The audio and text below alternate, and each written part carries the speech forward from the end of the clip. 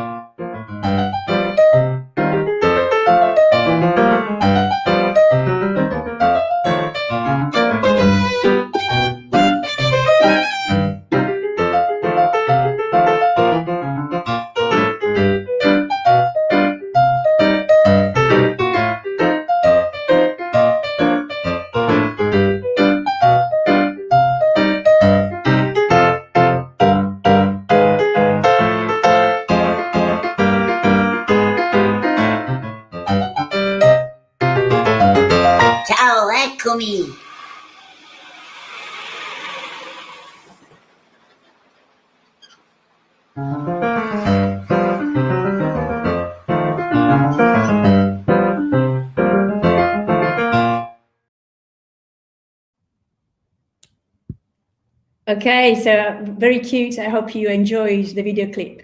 So we are now all looking forward to our guest speeches. So let's start. And this is the program for today. First of all, we will start with the welcoming remarks of Professor Dr. Mazliham Mohamed Saud, which will be followed by His Excellency Cristiano Maggipinto's opening speech. And we will continue with our guest speakers. So we will have Professor Paolo Coluzzi, University Malaya, His Excellency Ambassador Andrea Silvestri. Then we will have Anuar Hassan, MMU Lecturer and artist, the Malaysian cartoonist Datuk Lat, followed by two Italian artists and cartoonists, Sara Pavan from Pordenone and Sara Depedri from Trento. Then we will have one more Malaysian artist, Malaysian graffiti artist, Abdulrashade. And finally, we will have the Faculty of Creative Multimedia showing how cartoons are made, so from concept to reality.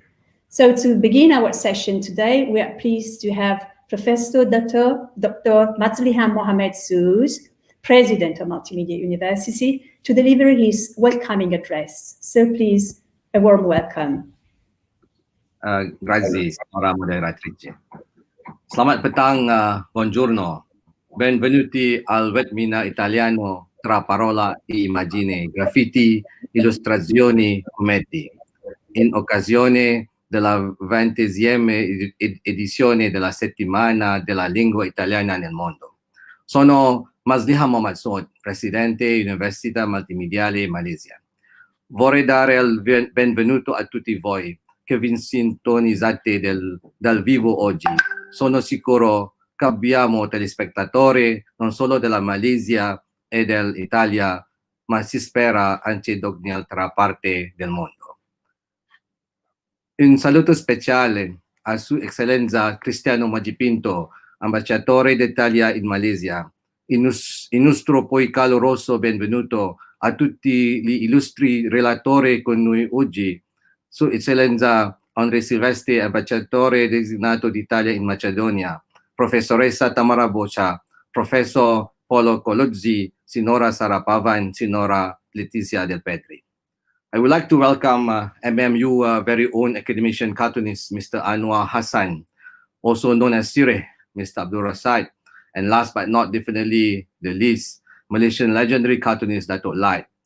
I must make this special mention in welcoming Datuk Lat. Welcome, Datuk. We are honored to have you with us today. It is not every day that you have the legendary Kampung Boy cartoonist live on Facebook. Thank you, Datuk. Ladies and gentlemen, welcome to Multimedia University.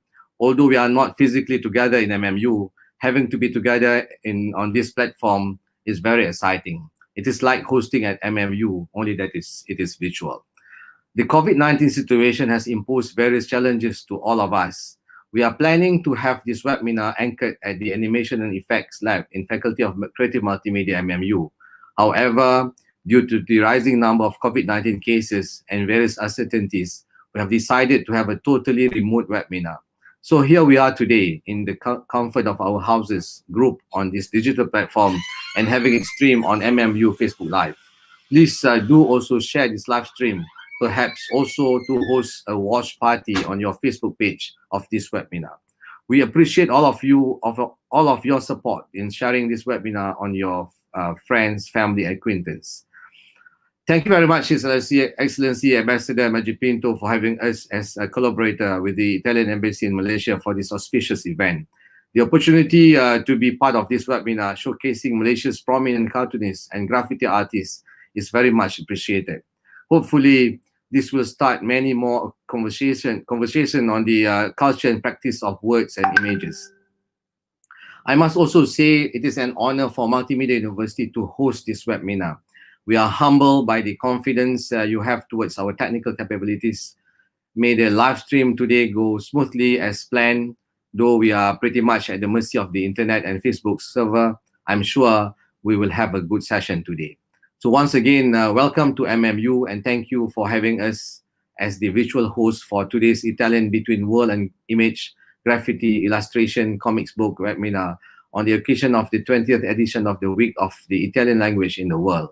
We hope all of you who are with us now will stay tuned until the end of this webinar and enjoy the presentations from the wonderful list of speakers. Thank you, and I shall pass back the mic to you, Prof. Dr. Tamara Boscia. Over to you, grazie mille. Okay, thank you very much, Dr. Mazliham. I'm really impressed with your Italian. I should have started the webinar in Italian maybe. So thank you again for your welcome address. So now I would like to cordially invite His Excellency Cristiano Maggipinto, Ambassador of Italy to Malaysia, to deliver his speech. Okay. Thank you very much, Professor Boscia. Thank you very much. First of all, I would like to thank very much Datuk Mazliham, President of Multimedia University, for two reasons. First of all, because his Italian is absolutely impressive, and I have to say that I will not venture in my Bahasa because I will not be up to the task. Congratulations, Dato, about your Italian. But I would like to thank him also for having hosted us today, and for the enthusiasm with which he has accepted our offer to work together on this webinar on comics and cartoons on the occasion of the 20th edition of the Week of the Italian Language in the World.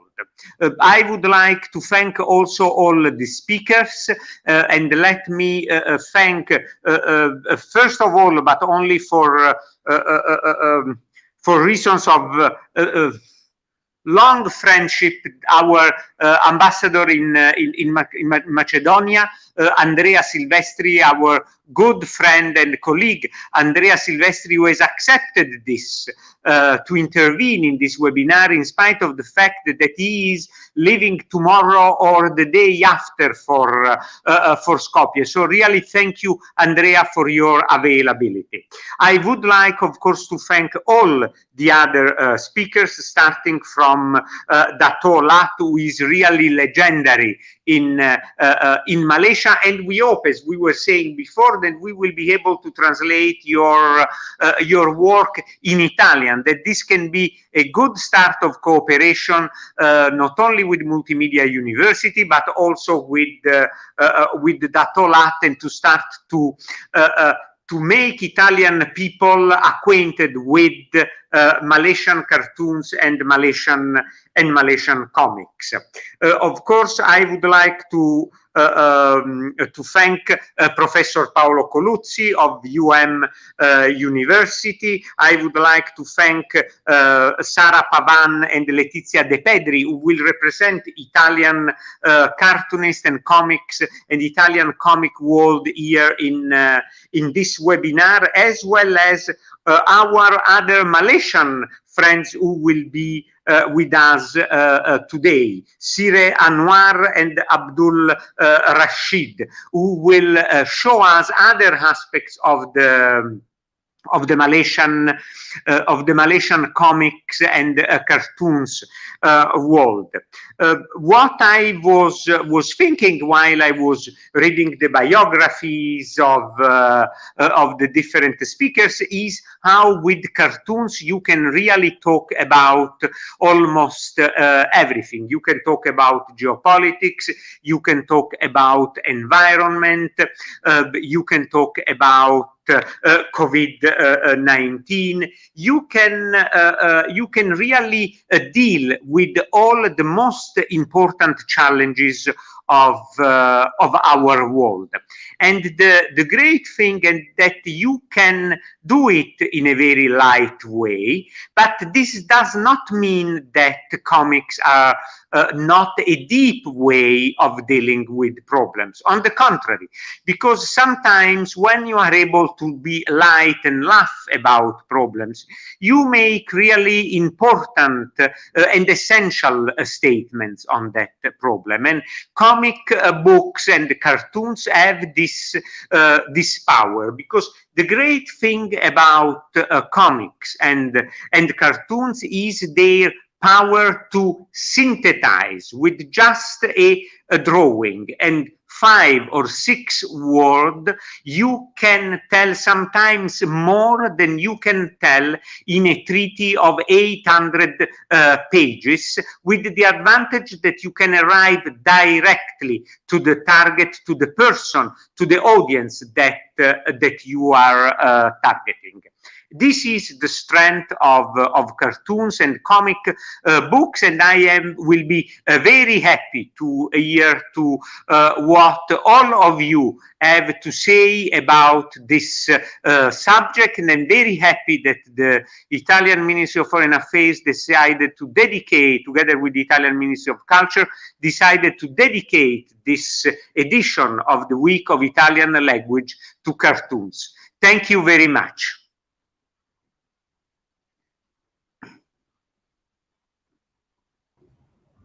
Okay, thank you very much, Ambassador, for your speech and also for highlighting the power of cartoons as a means of communication. So we shall now continue our session with our guest speakers. And to start off, we would like to invite our first speaker. So Professor Paolo Coluzzi, lecturer at He has always been a keen reader of comics, so he's going to share with us a very personal experience in his speech entitled A Little Bit of History of Italian Comics Told by an Enthusiast. Over to you, Paolo. Thank you. Hello, everybody. As Tamara has said, I'm no expert in comics. I'm not an author. I'm a sociolinguist, actually. But I've always been very keen on comics for most of my life, especially when I was in Italy. Now I live in Malaysia. It's a little bit more difficult, even though I know there is stuff on the internet. Anyway, my idea is today to give a very brief overview of Italian comics, a little bit of history. And I will focus on the period I know best, because that's, 60s, 70s, 80s, when I was living in Italy. After I was born and started reading comics. Okay. First of all, one very important thing to say, Italy has got a very long history as far as comics is concerned. The history of comics in Italy spans over 1 century. I'd like to show you, I've got a PowerPoint here, so you can see some picture, and in the meantime, I can go on explaining to you. I'll share the screen with you. Very simple PowerPoint application window. Okay, that should be it. All right. So I said more than 100 years. In fact, the first, sorry, let me do it. I think this way is nice. The first comics came out, as you can see here, in 1908. That was the Corriere dei Piccoli. It's a very famous historical comic book that I think most Italians know, at least definitely my generation. Actually, it went on being published until I think the 90s.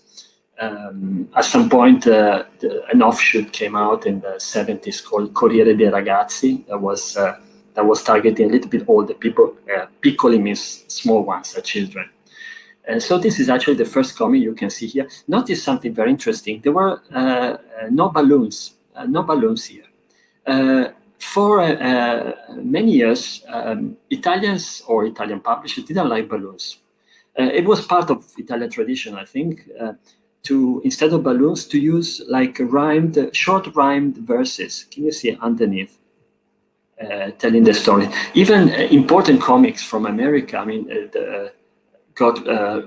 lost their balloons, and the balloons were replaced.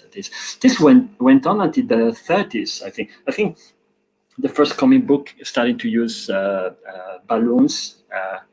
We call them nuvolette, in Italian, little clouds. Balloons was L'Avventuroso in 1934. Okay, so this is Corriere dei Piccoli. Just show you some comic books and some characters that are I think representative of Italian comics, famous, or even comics I particularly like because I read them. Topolino is another very famous one. Well, Topolino is Mickey Mouse. Topolino is the Italian name. Let's also remember that during fascism in Italy, between the two wars, foreign names, at some point, foreign names were forbidden. So even important comics had to have in most cases at least, had to have an Italian name. Anyway, Topolino, this is the first issue of Topolino. Okay, which came out in 1932. Can you see here? Again, no balloons, but verses here. By the way, Topolino is also the first comic I started reading in the 60s. There was a weekly publication, weekly comic book that my father subscribed me to. So every week I was going to check my mailbox to see whether my Topolino had arrived. So that was my first comic. When I was, I don't know, when I started reading, 7 years old, I think I started reading Topolino. Okay, now let's move fast forward to after the war, because that's a period I know better. Well, not the figure I was born in 1960, but what is interesting that all the characters that were created in the 50s, 40s, 50s kept being popular, even 60s and sometimes 70s, and sometimes even longer. So I know them, basically. I would like to start with Jacoviti. Benito Jacoviti was a cartoonist, a very talented one. I think, again, most Italians know him because he had such a peculiar style. Can you see here just one of his drawing? He had this very dense image, full of strange characters. Can you see fish flying? And sometimes there were bones springing up from the earth, from the floor, and I love it. He was really good. He was born in 1923 and died in 1997. Actually, the 1990s were a little bit how can I say, the downfall in a way of Italian comics on the paper. I think Sara, I will stop. My brief outline will go on until the 90s, and Sara, I think later on, will tell you more about what happened after the 90s, especially on the internet, which is something I don't know so well. Okay, so after the war, there was like a boom of comics, of all kinds, you know, and this creativity went on in the 60s. So in the 60s was an amazing period, 60s, 70s, for many different reasons, for music, for politics, for cinema in Italy, and for comics too. So a lot of new characters were created, starting from the 50s actually. For children, traditionally comics were created, were made for children or maybe teenagers. But actually from the 60s, adult public started to read more comics. They would read them before as well. But there was a strong stigma on comics before, until up to the 60s, 70s. I was okay with reading Topolino. My family actually were happy I read it. But when, at the beginning of the 70s, I started reading Marvel superheroes, like Uomo Ragno, Spider-Man, etc. They started coming out in Italy at the beginning of the 70s. Sorry, just 1 second. Sorry, I have to recharge. Beginning of the 70s, I had to buy the comics hiddenly because comics were sort of considered, especially what was not for children, like not very educational. And anyway, let me go on here. So I mentioned Jacoviti. After the war, Tex Willer was born, this famous cowboy, without blemish, without fear, the prototype of the cowboy. He became very, very famous. At some point, as many as 700,000 copies per month were sold in the past. And it's still being published, actually, and films were made, etc. So Tex, 1948. And then in the 50s, as I was saying before, many new characters came out for children, for instance. I love Tiramolla. It was created in 1952. And you know, this character was made of rubber and could change, modify his body, lengthen his body, basically like, you know, Mr. Fantastic of the Fantastic Four, you know, but that was 20 years or 15 years before him. So that was and Tiramolla went on for a while, but as I say, in the 90s, many comic books stopped publishing and stopped being produced. Okay, I still have some time. Okay, another one I created, not in the 50s, but just the beginning of the 60s, was Geppo. I also love Geppo. Apart from Topolino, every now and then I would, or my father would buy Geppo and Tierra Molla and others like Nonna Belata, Cucciolo, etc. for me. Geppo was very funny. He was a devil, but it was a good devil, good-hearted devil. That was a problem because he was supposed to be bad. They were quite funny for children.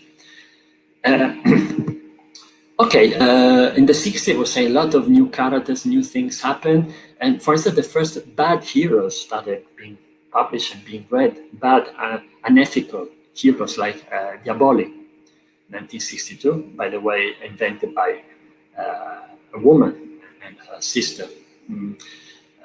Diabolic, by the way, still being published in Italy. Okay, this is another one that I used to read in the 70s because I think it's still going on. Alan Ford is this guy here in the middle, and yes, this one, and the group TNT group is around. They are basically secret.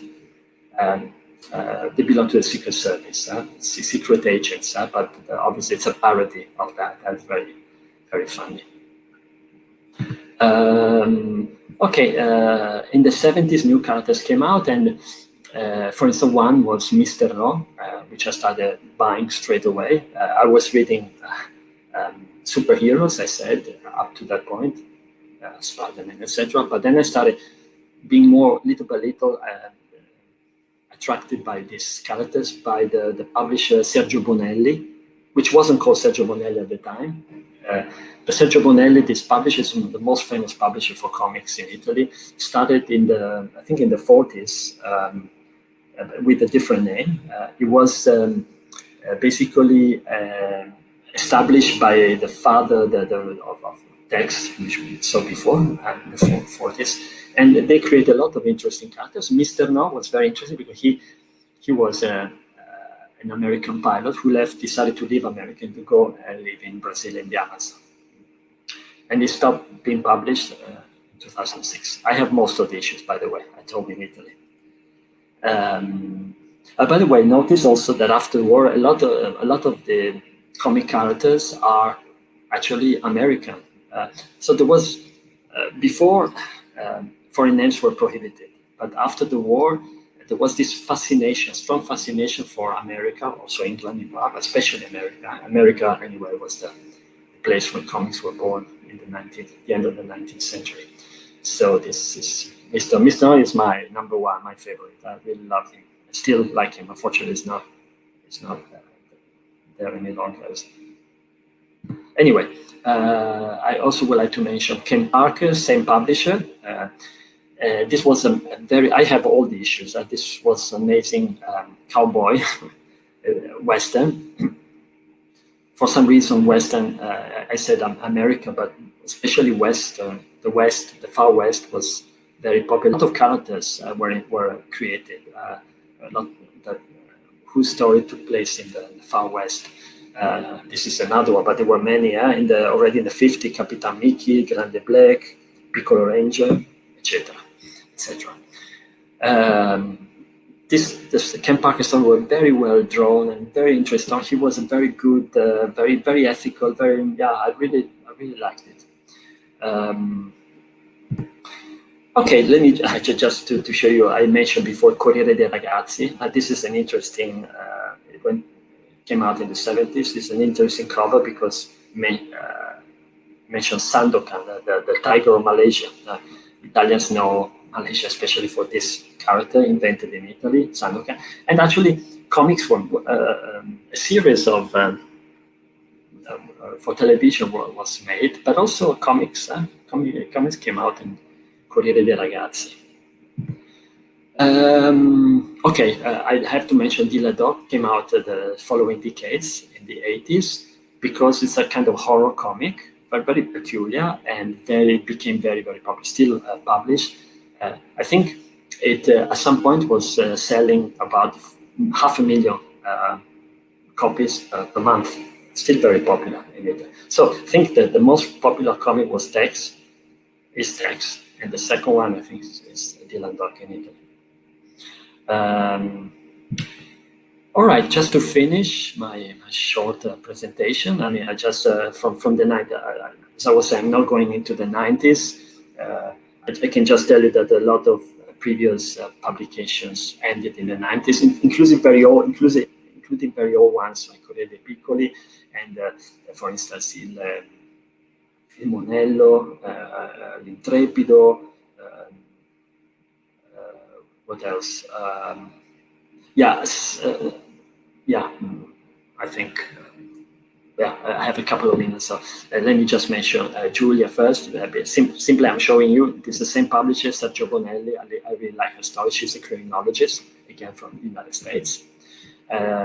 Notice that she looks like Audrey Hepburn.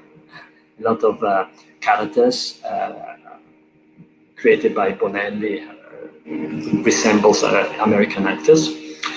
And I forgot to tell you before, I just was looking in notes here. In the 60s, as I was saying, a lot of things, new ideas. For instance, intellectual comics, like art comics, started coming out. For instance, like a kind of magazine, there was Linus, that's still going on today. Eureka, which I bought, which I used to buy. One famous character, for instance, was Corto Maltese, that was created in 1967. So the 67 were really a period of a lot of creativity. Last thing I would like to mention is Fotoromanzo, because it was very peculiar, invented in Italy, kind of romantic picture story. Also, Fotoromanzi were very popular. They were basically comics, but instead of drawings, they had pictures with actors. Still going on now, especially I think Grand Hotel, one of the most famous of these magazines, I think is still going on. The first issue came out in 1946, so that was, especially in the past, very popular as well. So a lot of creativity. I think Italy is probably the most creative country in Europe as far as comics are concerned. Comics were created a little bit everywhere, but the kind of production that occurred in Italy, I think it's quite special. And many of these comics were also translated and sold abroad, especially Latin America and the rest of Europe. Okay, I think I've talked for about 15 minutes, so I think I can just stop sharing. Sorry. Yeah. Okay, I think I can close this. All right. I think that's all as far as I'm concerned. Sorry, I was a bit in a rush. There was a lot to say. I didn't say maybe everything I wanted to say, but at least I think you can have an idea of the richness of Italian comics, Italian comic production. Thank you. Grazie.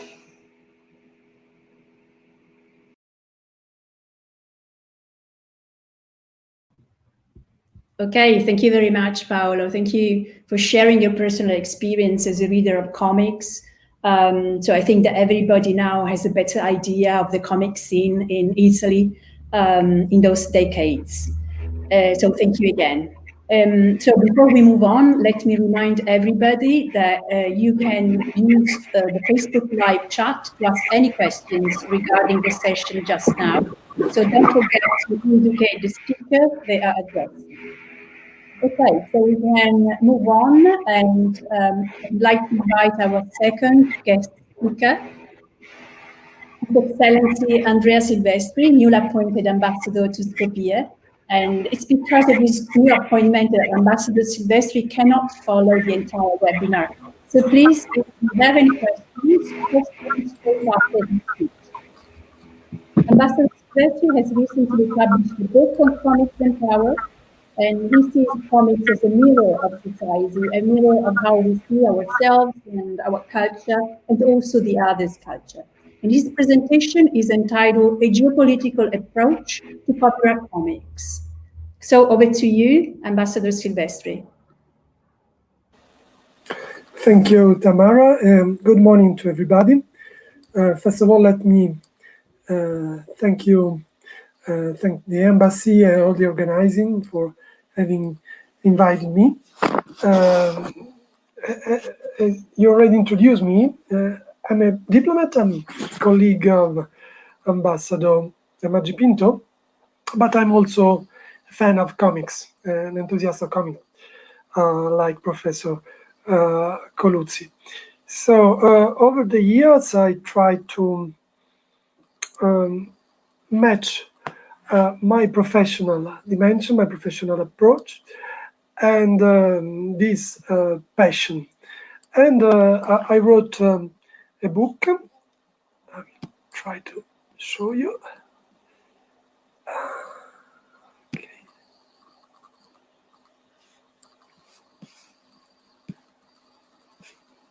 See.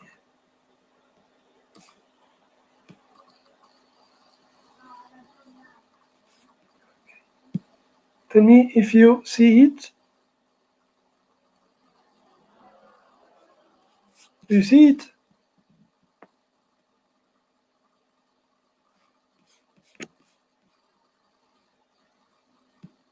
Okay. Anyway, this book is Fumetti e Potere, Comics and Power, Heroes and Superheroes as a Geopolitical Instrument. It's a sort of a bet that I've done, trying to apply a sort of geopolitical analysis to this media.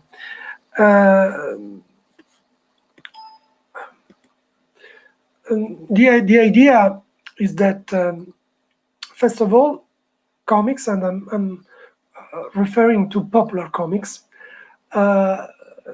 basically they mirror societies, the societies where they are conceived, and also their dominant values. In doing so, they reflect a vision of an in-group and of an out-group, and this both internally and externally. As they have a great influence, especially to youth, they've been used, especially in the past, but even nowadays, as a propaganda tool. This was particularly true during Second World War, just to give an example, but also during the Cold War and in some other period. So it's not, now they've been traditionally considered as a form of childish or anyway escapist literature.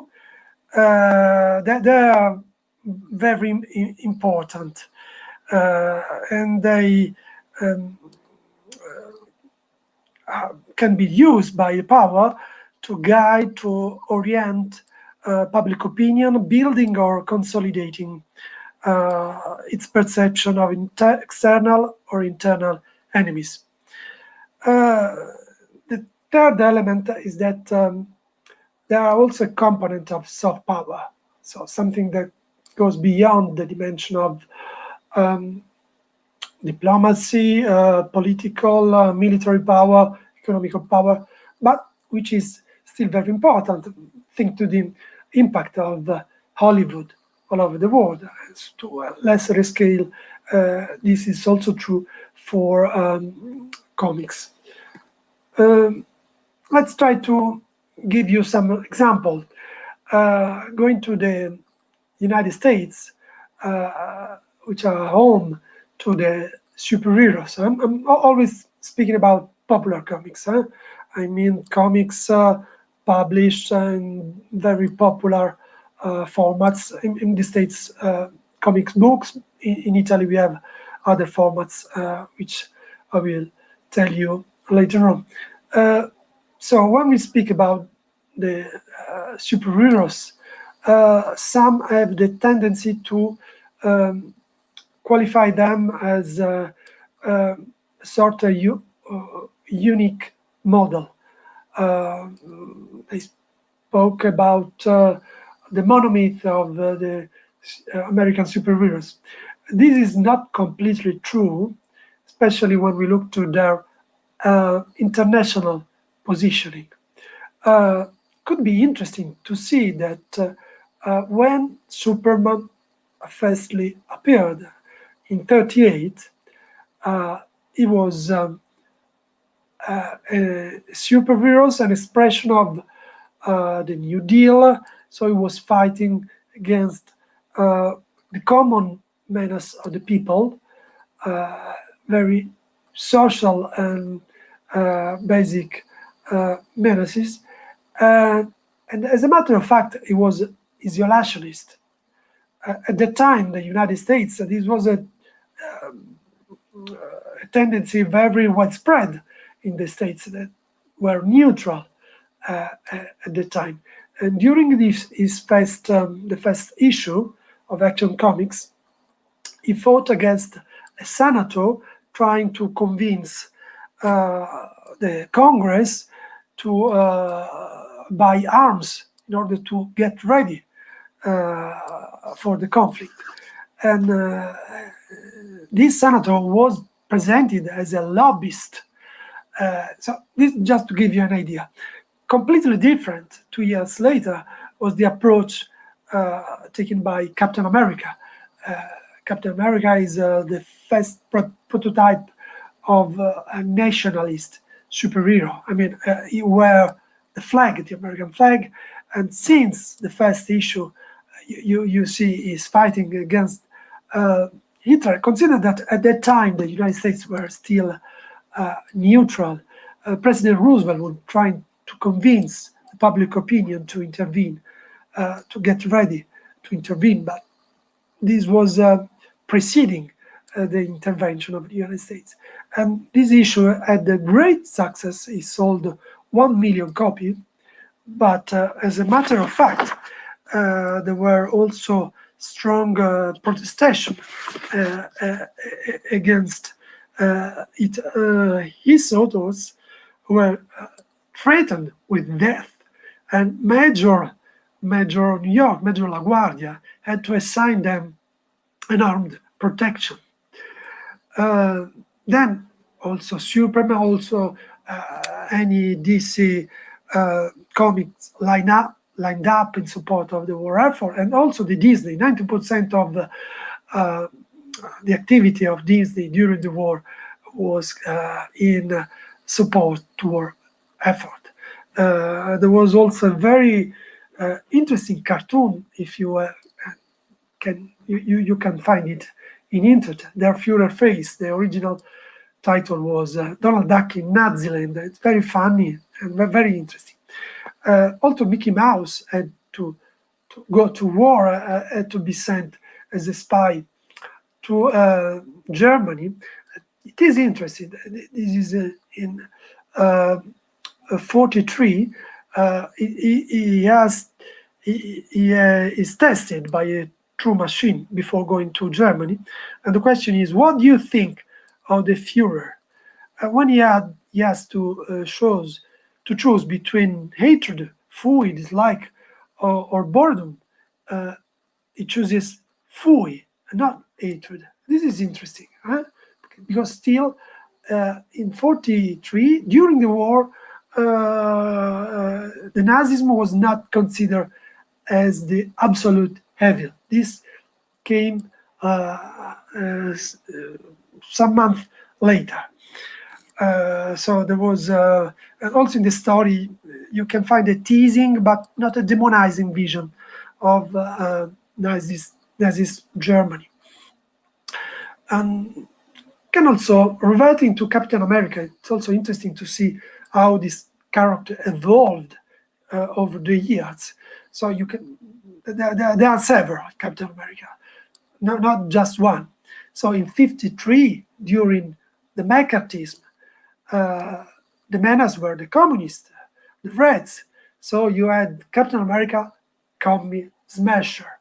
This did not last very long, just a few issues for a year and a half, and then it was closed. But then it came again during the 60s as a member of Avengers, and this time was most the embodiment, the incarnation of the true patriotic values of the states, going also beyond what was the official position of the government.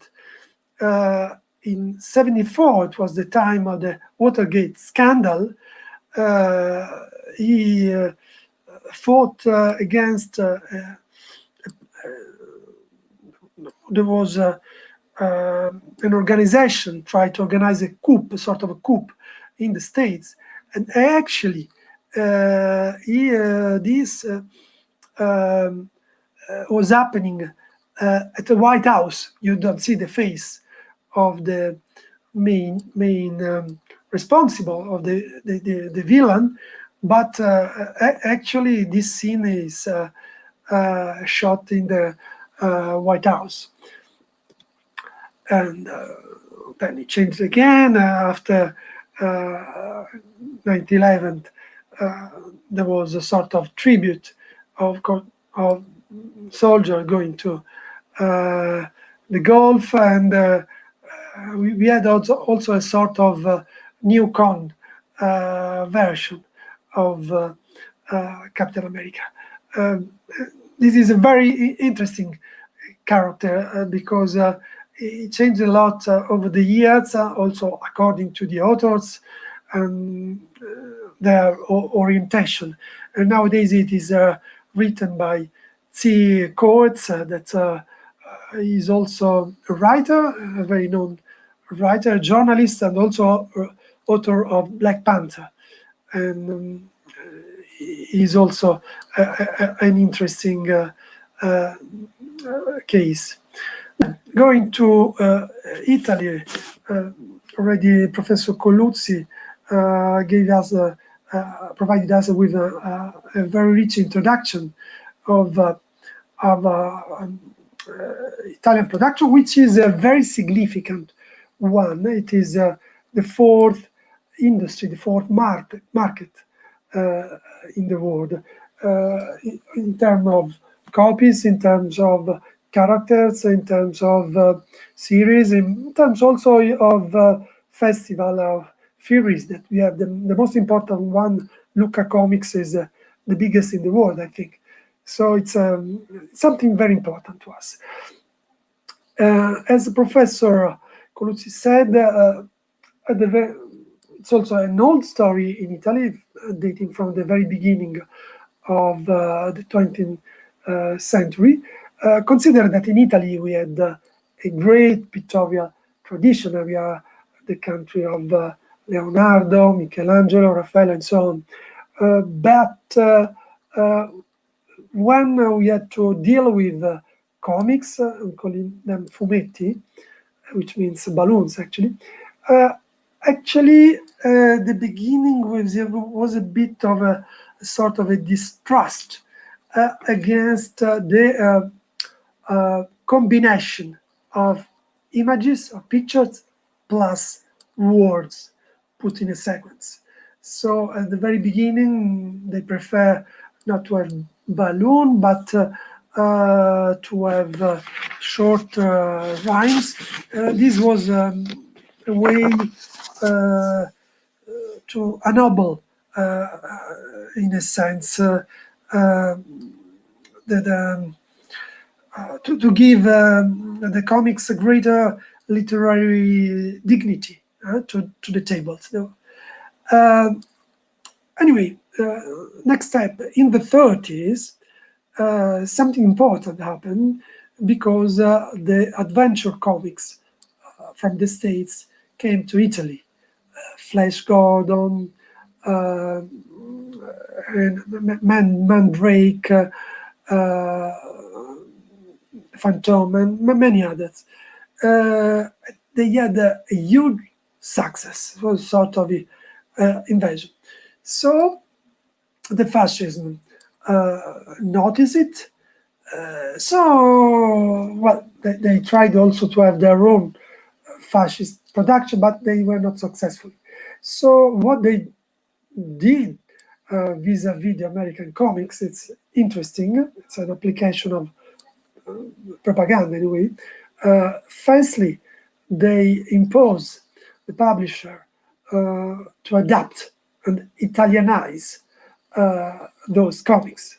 So our grandfathers or fathers were very familiar with the comics. I remember, which was called Cino e Franco.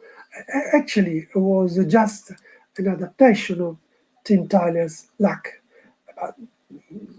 All were adapted and so on. And some of them were also disguised. There was also an intervention by Italian authors, Italian painters. Just to give you an example, this was another character, Rob the Rover, which was a globetrotter, British globetrotter, and it was rebaptized Lucio l'Avanguardista with a black skirt put on him. This was the first part. But then there was clearly a ban on American comics, but with the exception of Mickey Mouse, because the children of the Duce of Mussolini were enthusiasts of him. But with just this exception, all other American comics were banned. And so we had a sort of autarkic production. By the way, these give room to many interesting Italian authors. Here, just to give you an example of science fiction stories, Saturnus against the Art. Also Zavattini worked on that, and this one, the other one is the Legionario, designed by Kurt Caesar.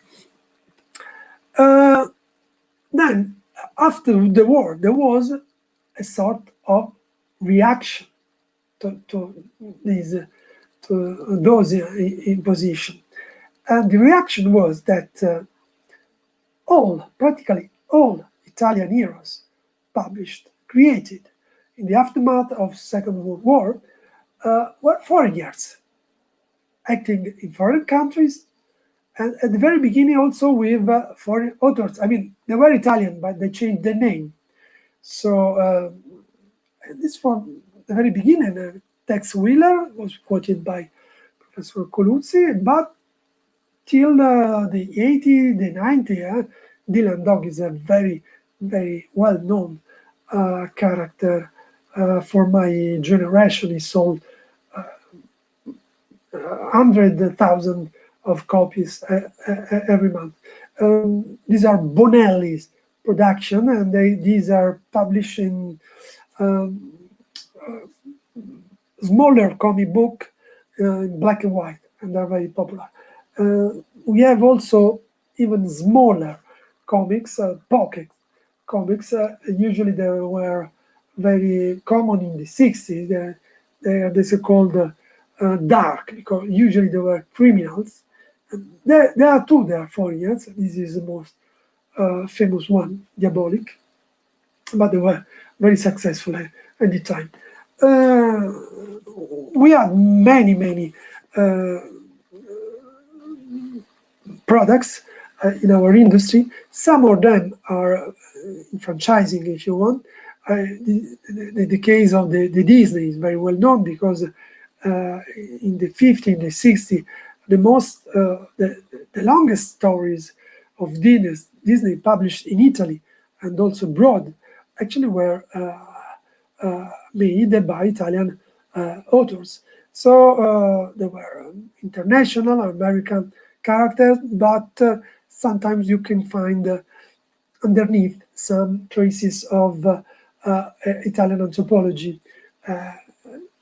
This is particularly true also for grotesque, very famous in the 70s, Alan Ford, and this was very famous also in other countries, especially in former Yugoslavia, and also in the countries that succeeded to Yugoslavia. This is still published. But this changed.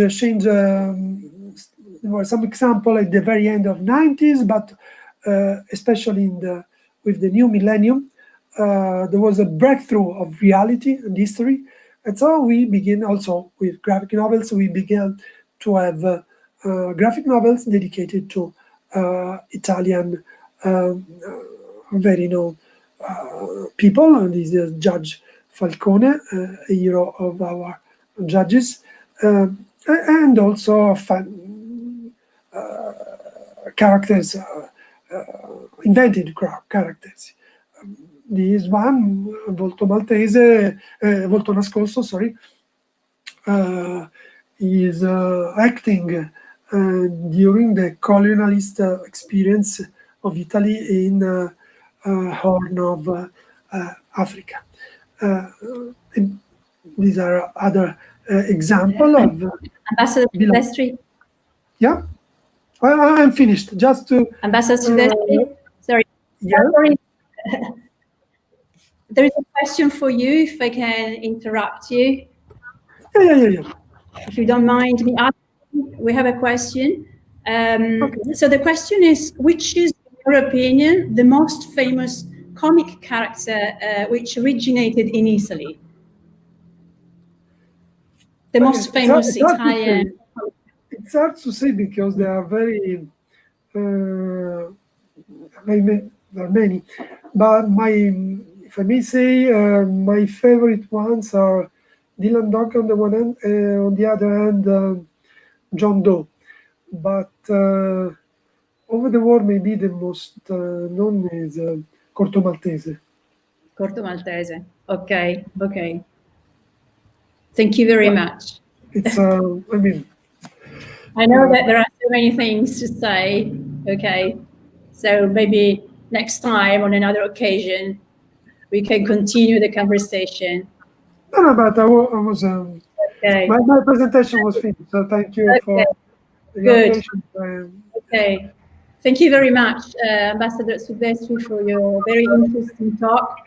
So please, if anybody has any questions for Ambassador Silvestri, if you can post them now, because as I said before, you cannot stay with us for long. Okay, so thank you again. We can proceed maybe with our third speaker. So we have Anuar Hassan, is a lecturer at Multimedia University and cartoonist as well. And he's going to talk about comic studies, turning my passion to research. Anuar is also known as Sireh, and he teaches in the animation and visual effects program, has many years experience in illustrations. So over to you, Sireh. Right. Okay. Thank you very much, Prof. Tamara. Okay, thank you very much for from MMU University and Italian Embassy for organizing this such a wonderful event. I'm going to talk about my experiences, my work scheme, maybe a little bit about my research and some of my collaborations along the way that along my practice in this comics area. So before that, I want to share a slide. Let me share the slide with you guys. The slide that I prepared. So I hope that everyone can see this. Okay, so is my slide on the screen now? All right, okay, cool. Okay, yeah, as you can see here, my name is Anuar Hassan. I'm known as Sireh. That's my nickname, that's my pet name. Okay, I'm a lecturer in Multimedia University. I'm responsible in teaching the student in the course of animations, character design, storyboard design, visual storytelling, cartoon and comics, and illustration. I'm also very active in Malaysian comics and publish few of my works, okay, in few magazines. Okay, I'm very much inspired with Datuk Lat. Okay, Datuk Lat is the one person who know. I will share one of my story when I was a kid. Okay, I think cartoon from Lat was the one who motivated me to read. I read it a lot in my early age. Okay, my sister always I always ask my sister to read Datuk Lat's comic for me because at that time I don't know how to read. And then after that, I motivate myself. I force myself to read it, and then that's how I learned to read, just based from the comic that that Datuk Lat published in the newspaper. So thank you very much, Datuk Lat. I'm hoping one day I can be as good as him. So I'm going to move on. This is some of the work that I publish. Okay, some of it in a local magazine. There are many genres that I love. I love to experiment with my style. There's some comic style, cartoon style, figure, cartooning. There's as many styles as I can explore. I try. Okay, and then this is one of the works of my, that publish the work that I work with my students. Okay, in MMU, there's a group of students who are very enthusiastic, very interested in doing comic. So we conducted some workshops, and then when I look at their work, I think, wow, their work is very good, and they deserve to be published. I tried to get some fund, and then it was funded, and then it was published in 2019. Okay, and this is my latest publications called Student Life. It's a compilation of my work that published in a period of 2 years. Okay, the reason why they publish it because there's more demands. There's a lot of demands, and now there's in the market. And now there's in the Shopee. You can get it online in Shopee, and it well received. And I hope that by next year they will go for the second print. Okay, this is the style of the works that I love to explore. And this is that really appeal to the young generations. And this is one of the comics that I also love to experiment. This is what I did. I play with the watercolor. The story is about, it's about a man who lost in the forest and met with the fairies, and they fall in love. Okay, this is very interesting because the story is not from me. This story is being told, and then I was assigned to illustrate it. So this is very interesting because there's a lot of demand from people for me to compile it and publish it. And hopefully this is the next project that I'll do next year. Okay, and also one of the stories that I love to share, one of my favorite, is the story about me and my belated mom. Okay, because the story is well received and people love it very much. Okay, this is a story about me. Okay, getting a life lesson from my mom. Okay, when I was a kid, okay, my mom taught me everything that I want. Okay, I must work hard for it. Okay, I cannot get it for free. So the story is about me who wanted to have a bicycle, but my mom challenged me. If you want a bicycle, you have to excel in your study and getting all straight A's. So which is very interesting because yes, I work very hard, I study very hard to get all A's. Okay, but at the end of the day, I didn't get the bike because we not come from a rich family. Okay, my mom used the money to pay for my sister's school fees. But the lesson, I don't get what I want, but at the end of the day, I get what I need. I get all the education that I need, and then it stays with me in what makes me be what I am today.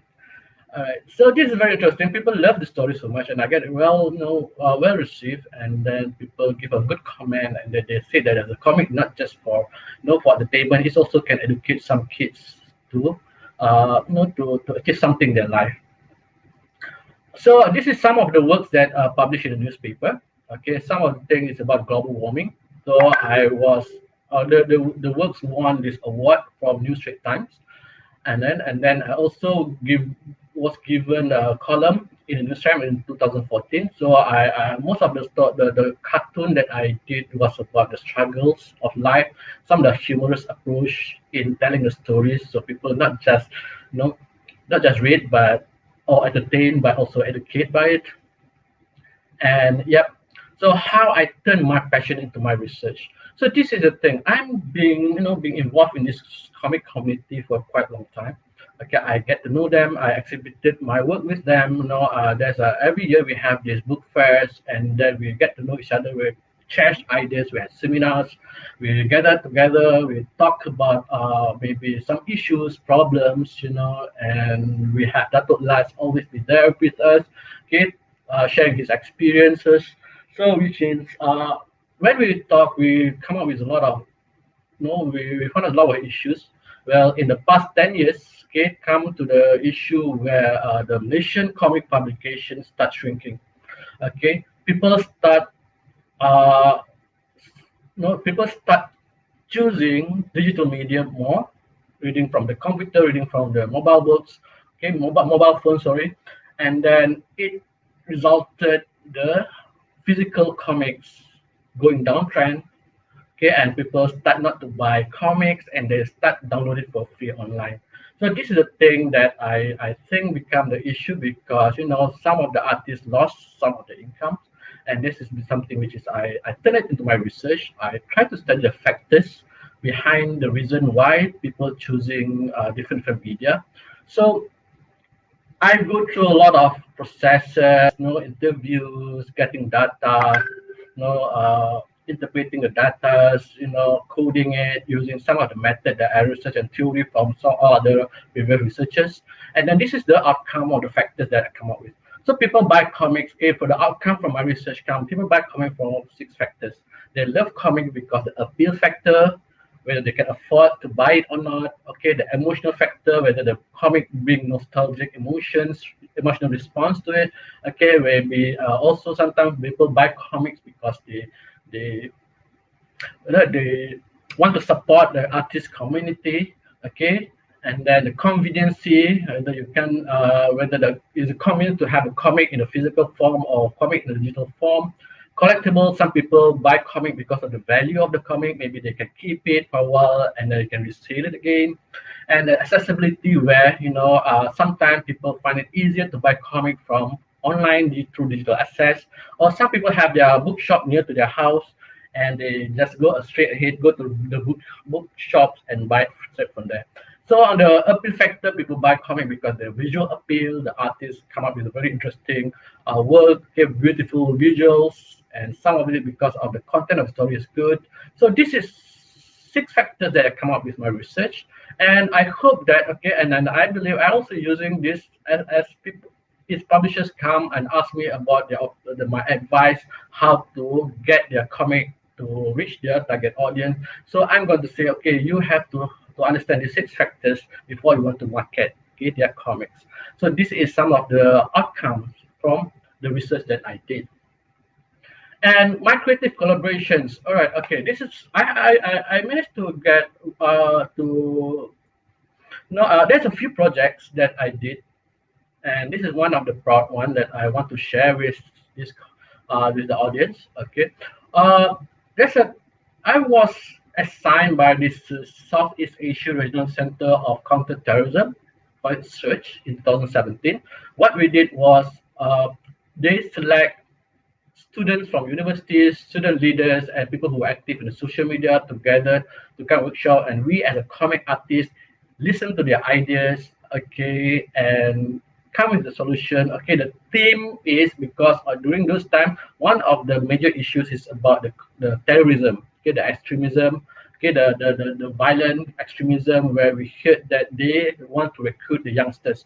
So what we did was we come up with the idea how to counter these issues. We come up with the ideas, the cartoons ideas from the students, and we have these 5 professionals who illustrate it for them.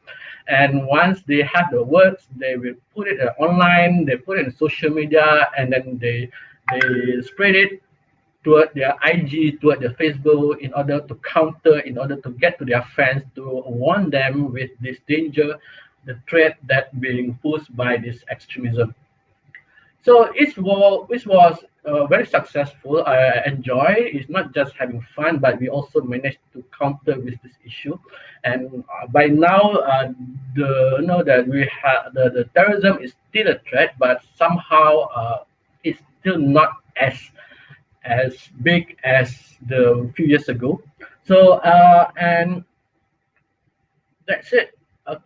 Now I'm one of the panel for mentor and a mentor for the digital creative content appointed by MDEC. MDEC is a Malaysian Digital Economic Corporation. What they did was they get the fund from the government, and they want to use the fund to help with the artists and comics on animation creative content community. If they don't have enough fund to come up with a project, so this is how they inject as a kickstart to what they do, and hopefully in the next 6 months we can get some very interesting IPs from most of those who were selected.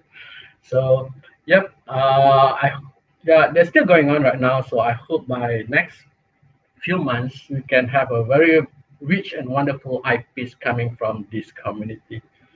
So yep, that's it. That's my sharing. Okay, I hope you guys, if you have asked, and if you do want to ask me any questions, you can just post the Facebook. And yes, that's it. I pass it back to you, Prof. Tamara. Okay, thank you very much. So I got to stop my sharing. Okay, thank you very much, Sireh, for your inspiring presentation, I must say, also because of the value you place on education and also in community as the place where we can share ideas and projects. So thank you very much. That was great. Okay, so now, ladies and gentlemen, so we come to the most popular cartoonist in Malaysia. He may disagree with me, but that's true. And he's probably the best known cartoonist around the world. So Datuk Lat, we say that every foreigner visiting or living in Malaysia should read his kampung stories because they provide many insights into the country and its many cultures.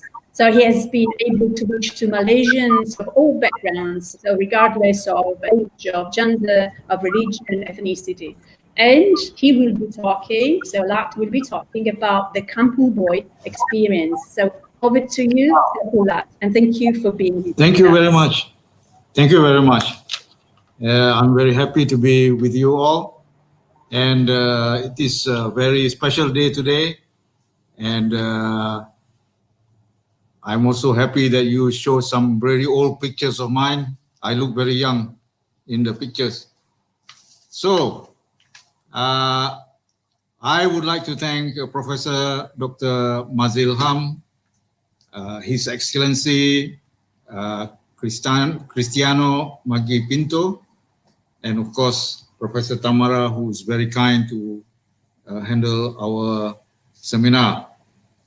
And I agree with His Excellency Cristiano Maggipinto that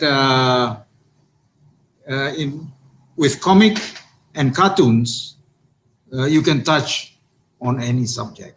You know, everything seems to be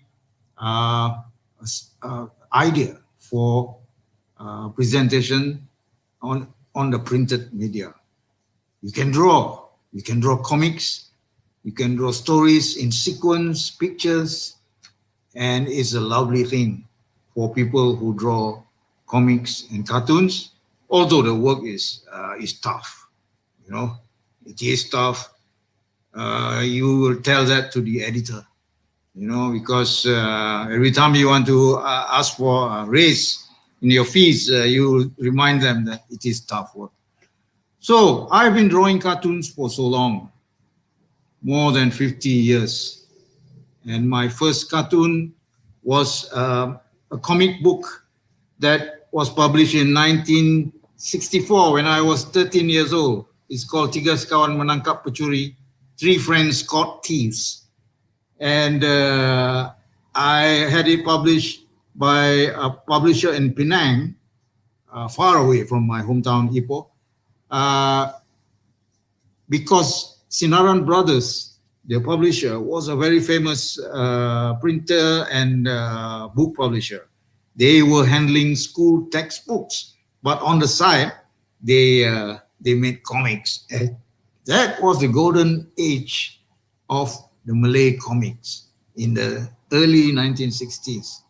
And I look at the comics they published, mainly stories about war stories or warrior stories, sultans, and Malacca warriors, pirates. And I said, this is so easy. I can do all this, you know, although I was very young, but I was so confident, you know, I was full of confidence, and I sent my work. But before sending my work, I wrote a letter to them when I was 12 years old. Those days we communicated by the postal department, you know, we wrote letters. And I said, what would I need to draw, and what kind of drawing utensil, what kind of pen or ink, can I draw with pencil? And they reply, they reply. I received a letter one day. I just came back from school in the hot afternoon, and I saw the letter on my cupboard, in the living room of my family house. And I saw it was open. The letter was open. It was my letter, but it was open. Of course, my mom opened it, And I asked her, why did you open it? It's my letter, and it's from the publisher. You can tell the name, the logo. I think she opened it because she thought I had won some competition, But no, it was a reply telling me, dear sir, in Malay, you please use this kind of paper and this kind of pen, this kind of ink, India ink, it is waterproof when dry. And also they told me that the size of the drawing, which was very small, and I did it. Of course, the stories that I drew were friends. These were my friends, and they were in the neighborhood kids. And we had nothing to do except what children do those days: play in the afternoon. And it started off with us playing cowboys and Red Indians and so on. But the story ended up with them helping police to catch robbers. And it was not anything that I planned. There was no planning of the story. So I was paid 25 ringgit for that, for which I went to the bank to cash my check. And I brought along my mom and my little brother, Abdulrahman. And that I will remember forever, as a kid. The letters they wrote to me were many, the letter telling me what and how to draw. And number two, we accept your book, your manuscript, and we are willing to pay you 25 ringgit. And many more letters are still with me 56 years later. Later I will tell you more about the letters because they are still around, apparently, thank God. So I think if you can look at the drawing, Lat and his cartoons, two things. One, Lat is the four figures you see: the little kampung boy running naked, the schoolboy, the teenager, and the grown-up Lat. That is how far I have traveled, how far I have gone in this business of drawing pictures. And once upon a time, we didn't believe that you could be a cartoonist or a comic illustrator. There was no such thing. There was no such profession, no such job. It was only a hobby. If you tell people in those days, if you told them that you want to be a cartoonist, they wouldn't understand you. What is a cartoonist? If you want to say that you wanted to be a comic book illustrator, they wouldn't believe you, because it's not the kind of thing where they can earn a living. It's not the kind of thing that would bring income in those days. So how far have we gone? How far has Malaysia gone? You look today, Malaysia produces some of the best animated TV shows. Upin Ipin, Bobo Boboy. They are all famous on the international level. I got a job eventually at New Straits Times and Berita Harian, the leading national newspapers then. And yes, His Excellency Cristiano Maggipinto was right when he said that all the subjects you can do with cartoons are there. It's unlimited. You know, I drew everything, and eventually readers told me, what about drawing some of our prominent figures, you know, political leaders, ministers, cabinet ministers, prime minister.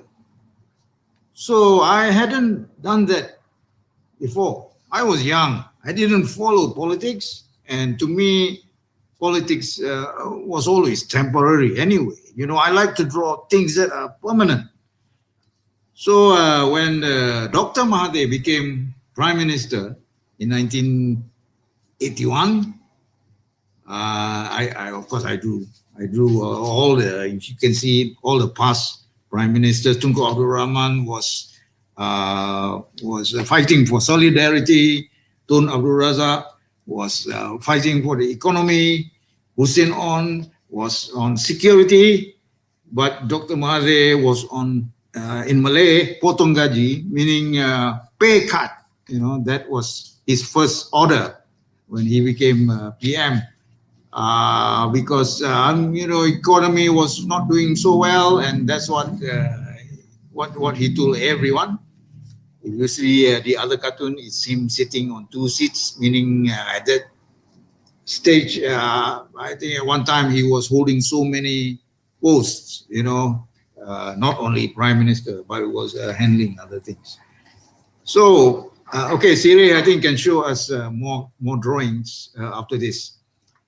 These are typical Lat drawings, you know, whether you like it or not, it is Lat drawings. It's not really very attractive. They're just line drawings, but I try my best to do something that people will look and say, it is Lat, you know. You have to do that because they can identify, you know, the pictures. I like drawing people. You know, if you look, on your left, it is an Indian banana leaf restaurant. You know, it's a colorful place, and it can be funny because you know, when they pour rice, it's one whole load of rice, and you know, it's there are all sorts of characters in there. If you can just spend a short time, there's a lot of ideas to do, sketches to draw, and to present it. You can present them to your readers.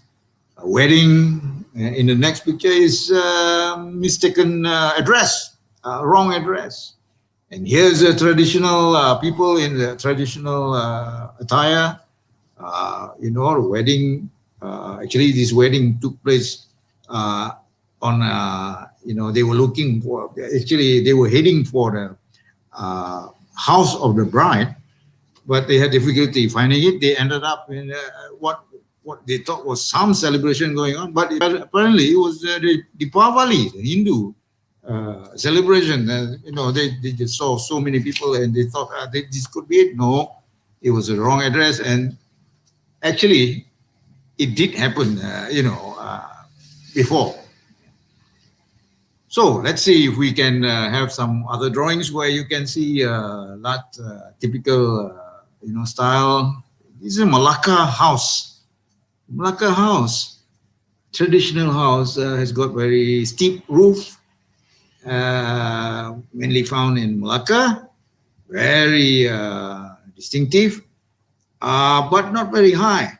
Underneath it's empty, but it is low, quite low, and you have to crawl underneath it. You know, it's not like the kampung house that I was born in up in the north, you know. So I love this because I could show everybody in the drawing.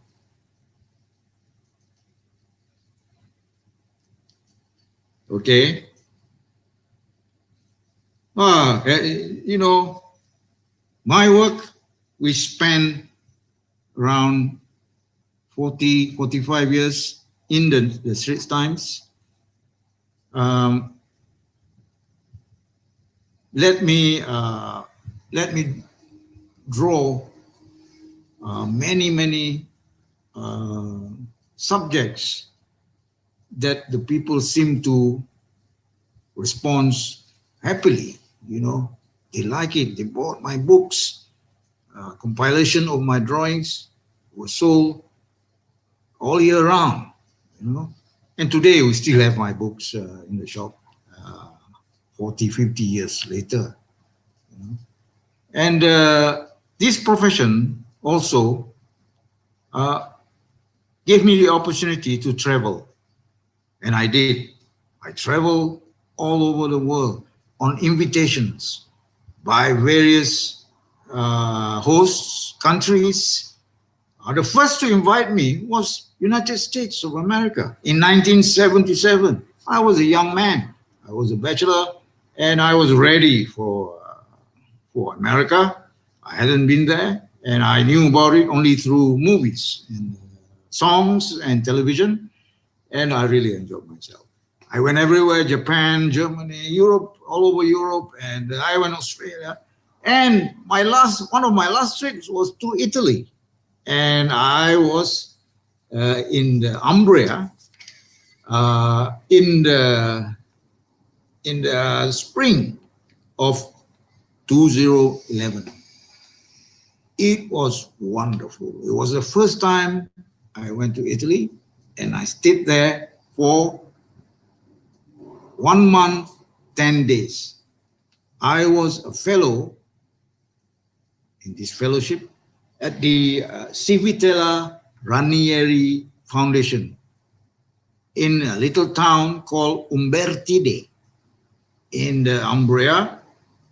It was blue sky, no cloud. It was cool. It was spring. And with me were 10 or 11 other individuals who were international fellows. They belonged to the same group. They were invited by this Civitella Ranieri Foundation. Artists, writers, poets, musicians, a whole lot. We were gathered there and we were given the opportunity to work on whatever work we wanted to do, our work of art. And we can do it in the quietness of this castle, this Ranieri castle that we stayed. It is 1,000 years old. Yes, the walls are this thick. And my room was not in the tower that you see. They had 1, 2, 3, 4 towers. But I was staying in a room called, my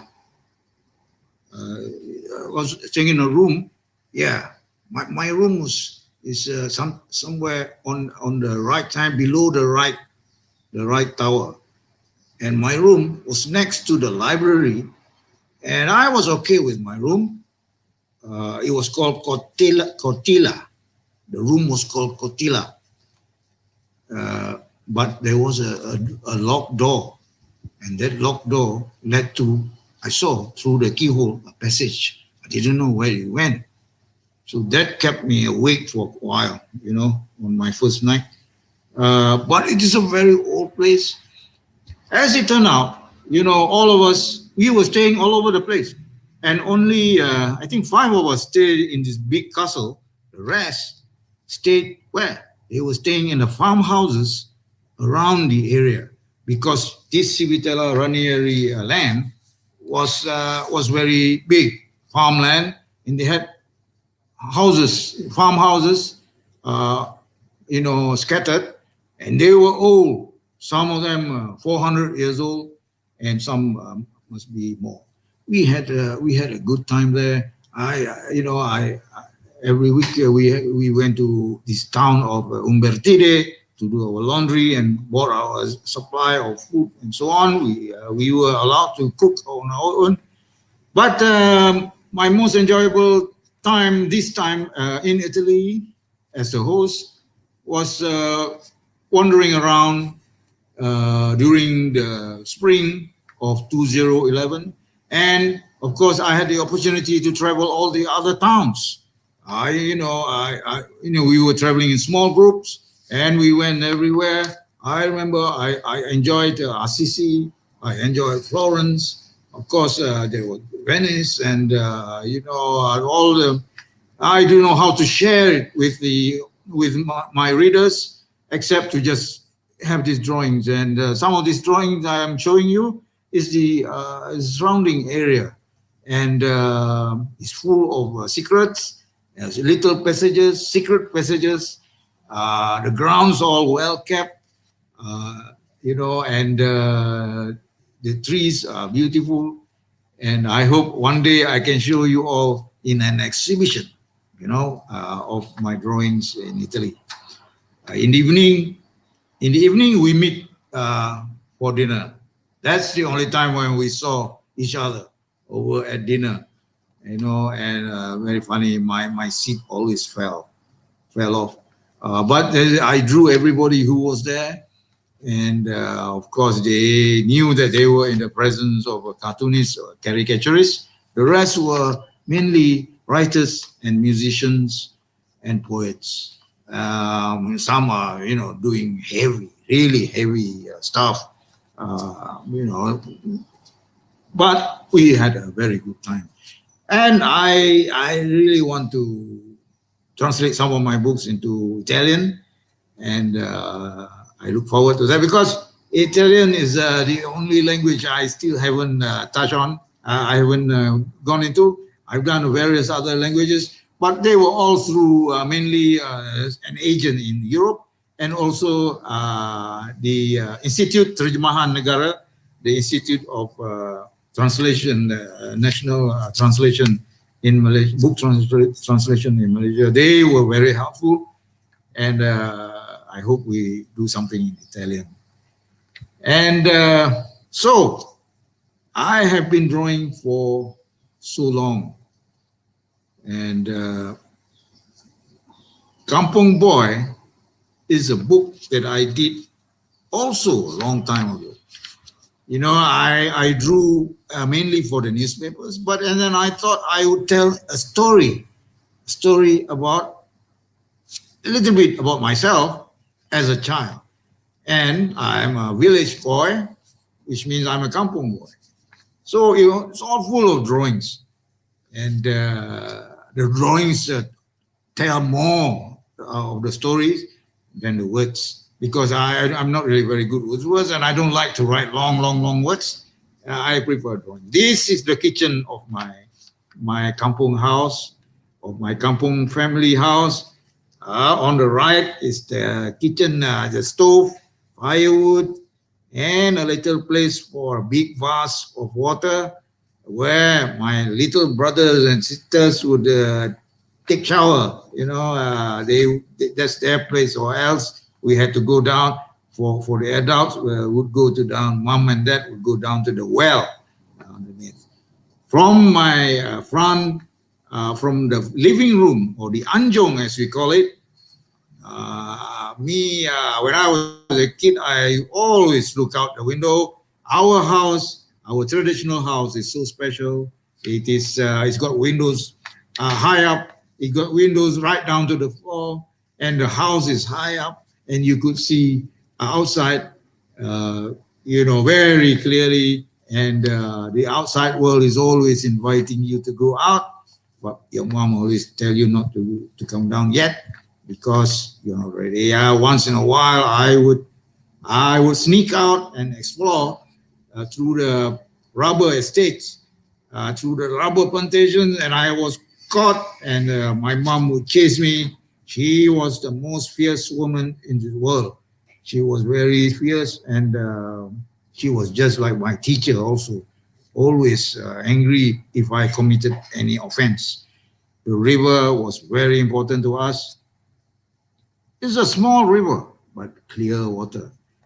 And taking bath with father is an adventure also. Excuse me. Rubber plantation everywhere. We are surrounded by it. We live with tradition. Whatever we go through, it is filled with tradition. The circumcision ceremony of the little kampung boy would be fully traditional. You know, he would be wearing traditional regalia, specially made for the occasion of this coming of age of the boy. And as a reward, after this ceremony, a few weeks after that, we were taken to the town to see a movie. And my grandma also came along. The picture on the bottom right is me discovering that I had passed this certain exam for the kampung school, in which if you pass it, you end up in the English school. That was the system then. Well, you go to the English school in a big town, although it's a primary school, but you know, there's a better chance of being somebody. That's what they say, you know. So that was how happy I was when I passed that exam in 1962. You know.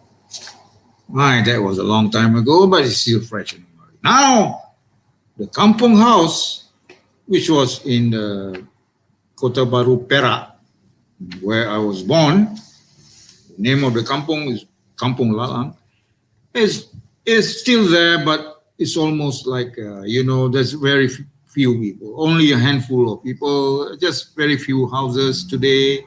So if people read the Kampung Boy book and they want to look at my kampung, yeah, they can come, but I'm no longer there because I've been living in Ipoh for so long. I moved with the family in 1963. And then now something happened and that I ended up having this opportunity to build a replica of that house. And I've done it, you know. It's in Batu Gajah, which is only half an hour away from the place where I was born, from the house of the original Kampung Boy village, Kampung Lalang Kota Baru in Perak.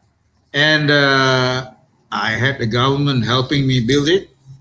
I had a Ministry of Tourism helping me with fund to build a house and a little gallery next to it. And it's completed, but it's not ready for opening yet. There's a bit of work inside the traditional house. It's beautiful. It looks exactly like a Kampung Boy house, like my house when I was a kid, before we moved to Ipoh.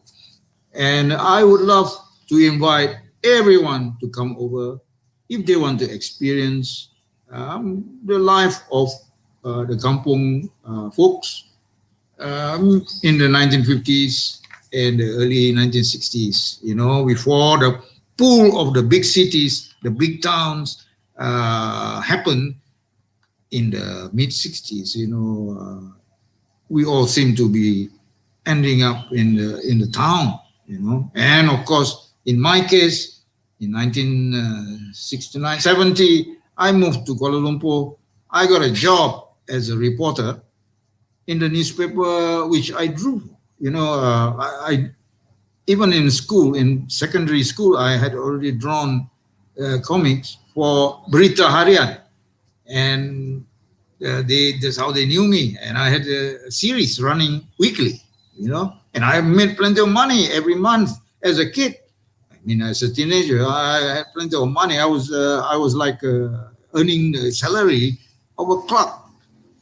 So my dad was a clerk, and so you know, those people knew me. I didn't have difficulty in getting a job in Kuala Lumpur, and that's why I ended up almost 30 years as a cartoonist. Eventually, I had to say goodbye because, you know, age caught up. Although I still draw, but I moved to Ipoh, close to my birthplace. And here I am, retired, but there's no such thing as retirement for people who do sketches, you know, draw pictures. There's always something to draw. And I got a comic book waiting now. It's more than 100 pages thick, and I can't wait to finish it. But it's taken so long, you know, a lot of things happening. And so I guess that's my story. If we want to look at, you know, the work of a cartoonist and a comic illustrator in Southeast Asia. Thank you very much. Wow, so thank you very much, Datuk Lat. That was really, really interesting. Thank you for sharing your memory. Thank you for sharing the drawings of Italy. We are looking forward to an exhibition of your Italian drawings then. And thank you for the invitation to come and see the Country Boy House. So thanks again. Really honored to have you here with us.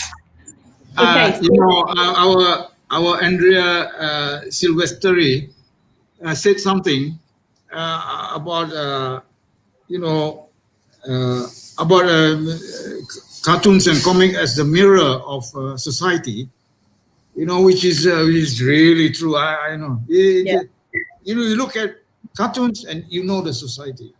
And in my opinion, because I've been in this business quite a long time, people have got to be happy to laugh at cartoons. And from what he said, because he was talking more about wartime, nobody was happy during wartime. And the cartoons were, I think he mentioned those illustrations done during the war, they were, and we do that some of the time. We do that sometimes, you know, concerning you know, hardship, concerning war, you know, people in distress, you don't laugh at them, you know, and but you still have to portray something on your paper, and that's what happened. And yes, if people are not happy, you have to draw cartoons or comics that people won't laugh at, you know. And I think the artist still has got a job, although we, you know, he won't be smiling at it. Yeah. Thank you. Yeah, very true. Okay, thank you very much, Lat. Thank you. Okay, so I think that we can move on now to our next speakers.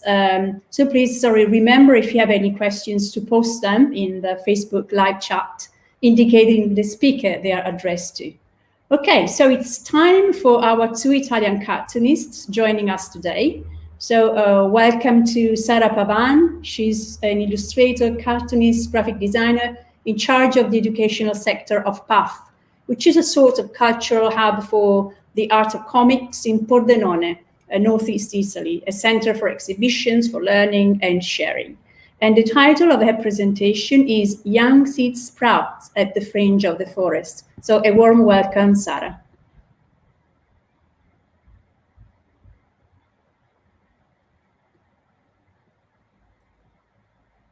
Your microphone, Sara, we cannot hear you.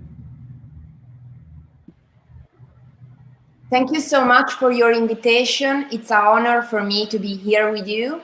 Let me first introduce you the place in which I'm at this moment. I'm speaking to you from PAFF, home to comics art. As you said, it's more than a museum. It's a multifunctional space. Right now, there are students that are following their lessons about creativity. There are 3 exhibitions, and we are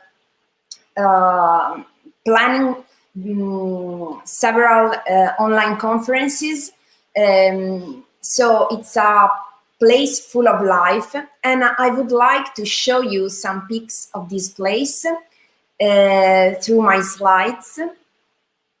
So, well, the first slide is a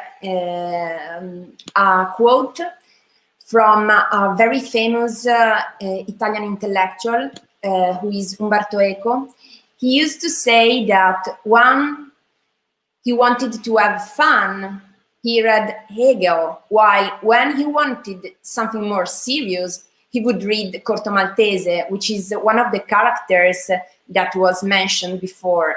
This is a way to underline how comics can be a tool to speak about, as Lat said, society and very important issues, even when it's making also entertainment. So going on, this is a picture of one of the books about Corto Maltese, just to give a reference for those who don't know this famous Italian character. And here you can see our villa. We have this wonderful villa from the 19th century that hosts our activities. There is also a modern part with the gallery, art gallery. And we are in the middle of a wonderful park. Why I'm showing to you a white sheet? Because the idea of this place was born, like all the ideas, from a blank paper. And it was an idea by a group of cartoonists headed by Giulio De Vita, who is a very famous cartoonist here in Italy. And they thought that something was missing, a place that was able to contain different activities and aim. So we have the museum, which is not a simple museum, it is an interactive museum. We have an art collection and then the exhibitions. We do also services as a communication agency, and we have a strict connection with the business world.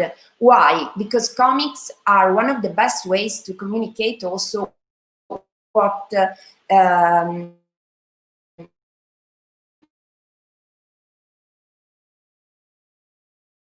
visual facilitation, whiteboard video on.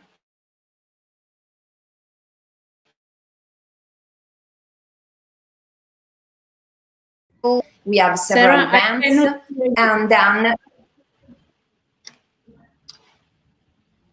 okay. And then there is the teaching part, and all these things put together, they realize what PAFF is. I want to show you some pictures from our courses. This is the project of a chair made by a kid, because he just completed his design course. Those are other kids making a plan for a town that they built with the paperboards.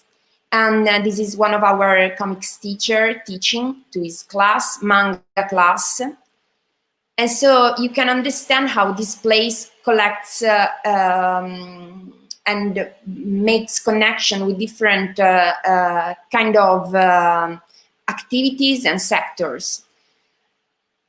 This is a picture of the team, just to show it briefly to you. And this idea of this kind of place received the endorsement of Art Spiegelman, the author of Mouse, who is a very, very famous comic that deals with the difficult issue of the Second World War, and in a way that makes us understand what Jews faced during the Second World War and the Holocaust, using mouses again, so an animal, to represent the characters. So now I will enter in the heart of my speech, which is presenting you the situation in Italy right now. I have to recall a little bit some hints that were described in the previous speeches, but then I will reveal you things that are not so well known abroad. Even if I'm showing to you a post on Facebook by a library in Paris that is celebrating the new Masters of Comic, the new Italian Masters of Comics. And why I'm showing to you this picture? Because right now, Italy is not really, as in the past, the heart of comic. The production of comic is widely, it's worldwide, but right now the main markets are USA, France, Belgium, and the Eastern countries. While Italy is no longer so central in the perception of people. And this perception is changing because new authors appeared in the last 2 decades. And I want to, I will present you some names later. But now I will skip to this fil rouge.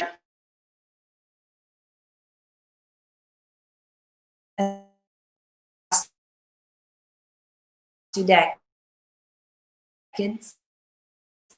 Book I wrote, The Subversive Power of Paper, in which I made 12 interviews to some artists. Some of them became really famous after this book, not thanks to this book, but it was somehow preceding their success. For example, Zero Calcare, that was quoted in the wonderful video that we had the opportunity to see at the beginning of this speech. So now I will show you some keywords while I'm talking, because the comic scene in Italy in the 90s has to deal with the legacy that we discovered through the previous speeches. This legacy was really a heavy burden because there were so many wonderful authors, while in the 90s less magazines were printed. The main series that were presented before were no longer so successful because the editorial world was facing a crisis. So less selling and less new titles. But something happened at the end of the 90s. A new publisher was born. No longer a publisher that was publishing a series of comics with superheroes, but a publisher that decided to print comics that were like novels. In fact, now we call them graphic novels. Graphic novels were printed mainly in Italy at that time by Coconino Press. And why I'm quoting this episode, this specific new printer? Because they were the first to deliver in Italy all the production, American and French production of graphic novels. And this had a huge impact on the young generations that started to understand that through comics, it was not necessary to tell superhero stories. They could describe their own world. So this affected a lot all the do-it-yourself scene. What does this mean? Do-it-yourself, it's not simply a way to do small things. It's also a way to do culture. And all these authors decided, these young authors that didn't have, apart from this Coconino Press publisher, any opportunity to be published with stories that were set in Italy and that were somehow more intimate and describing less adventurous things, but not less important things, because they were trying to describe their own world. And this made in the early 2000s appear so many collective of artists, so many new magazines that were not sold in regular libraries, but they were sold in bookshops. But they were mainly sold in book fairs.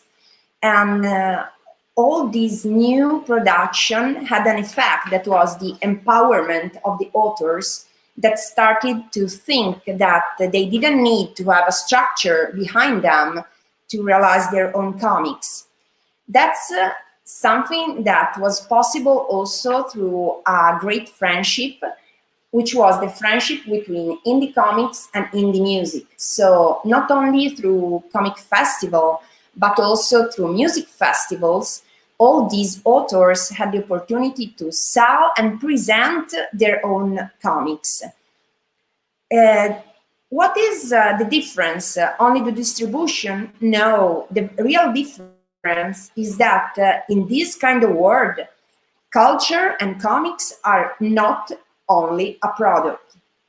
Why? Because comics started to be completely a sort of diary and language to speak about reality. So all these young authors started to tell their own stories, and they started to represent also those places that in Italy, in comics, were never represented. So small towns,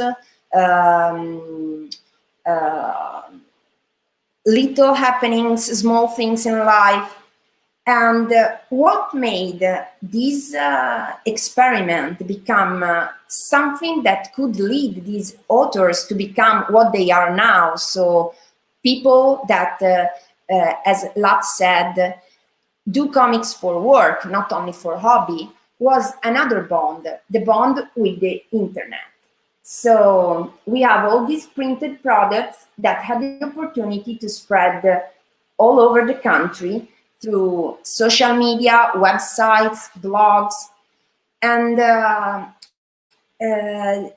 all these levels, the online level, the festival level, underlines how this comic production of the early 2000 was based on relationship. So relationship between various authors that started to build collectives, and authors in relationship with their own readers, because they were directly selling and distributing their comics to those who would read them. And what happened in Italy was at the same time happening in whole Europe. Also countries that usually we don't put in the map of comics production so often, like Romania, like Estonia, East Europe countries, and also countries from Scandinavia. They had a great production of comics, and those built a community without borders that was united by the idea that through comics it was possible to represent contemporary, our times, our words, and our vision of it. So, last few informations for you. We started in Italy having those huge masters of comics such as Pratt, Giardino, Nidasio, Magnus, Pazienza. Some of them were mentioned by my colleagues before my speech. Nowadays, we have some cartoonists that became very, very popular, such as Zero Calcare and Fumetti Brutti. And among the famous ones, there are several authors that are considered real intellectuals right now, such as GP, who now is also a speaker in television, Emanuele Fior, who won the main European Festival of Comics in Angoulême in France. And now here we go again to that bookshop window in Paris, where were quoted these new Italian masters. Who were these new Italian masters? GP, that I just mentioned, Fior, and then these two authors that are not so famous yet, but they made such wonderful books that France noticed their value somehow before Italy could notice it, even if those two authors were published in Italy before, Giacomo Nanni and Francesco Cattani.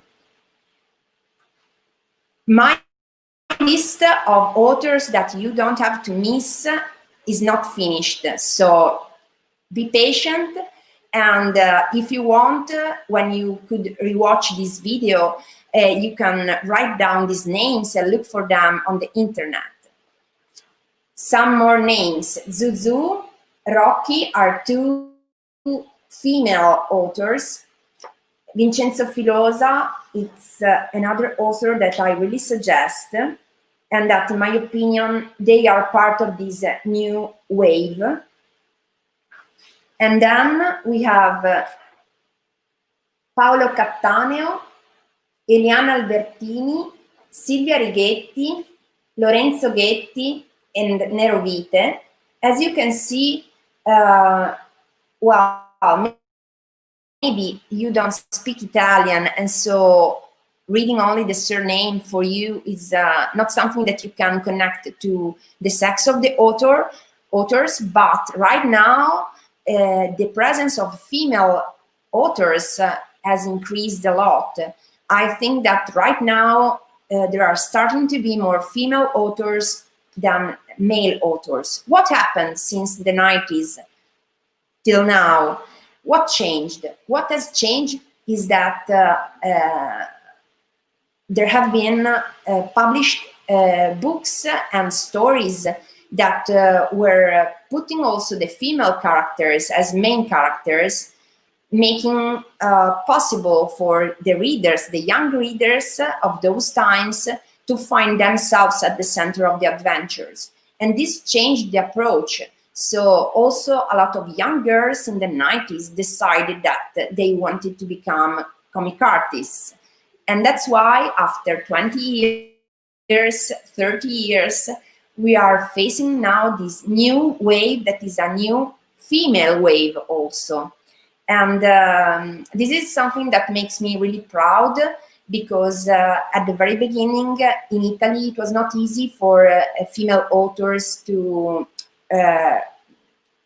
emerge, because they were telling stories and putting main characters that were not usual for the audience. As you said at the very beginning, as you listened before, at the very beginning, we were talking a lot about those wonderful characters that were exploring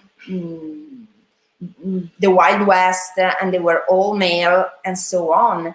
Now, the stories that are told are nowadays stories that put also female characters as in the main roles, and this changed everything. So I invite you to have a look to these names.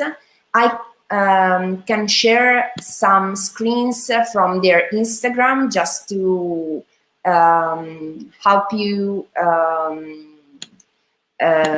memorize their style and recognize them. But apart from that, my invitation is to discover it on your own. And I thank you for your attention. And I'm very curious to explore the indie production of Malaysia, because I'm sure that there is a huge, huge group of authors that also in Malaysia is now making comics that tells us nowadays stories. Just a brief recap of the names, I suggest you to follow Giacomo Nanni with his book Atto di Dio, who talks about the earthquake that took place in Italy a few years ago. Francesco Cattani, his book, the one that I recommend you, is called The Morning Moon. It has been translated also in French.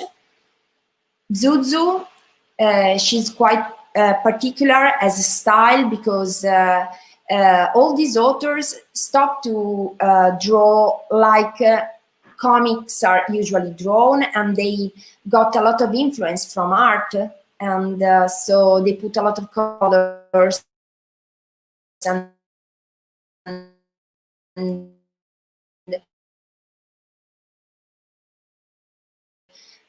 they badly drawn comics. They make Silvia Rocchi, Vincenzo Filosa, who did a wonderful book about people who has problems with drugs addiction. It's a wonderful book, really. Paolo Cattaneo, who did a wonderful book about simple person facing the risk of having cancer and dying. So a very, very heavy and difficult subject, but he deals it in a very interesting way, and there are several parts of his comic in which you really laugh a lot. And then the brand new ones, they haven't been published yet from the main publishers, but I'm sure that in the next 2 years they will be the names we will hear. So Eliana Albertini, Silvia Righetti, and last but not least, Lorenzo Ghetti and Iris Biasio. I hope that this quick journey through the Italian contemporary comic scene made you feel curious to discover it. And if you have any questions or you need me to spell again some names, just type it in the comments. Thank you so much. Okay. Thank you very much. Thank you very much. It was really interesting. I've not put down the names you have suggested. So thank you very much for sharing.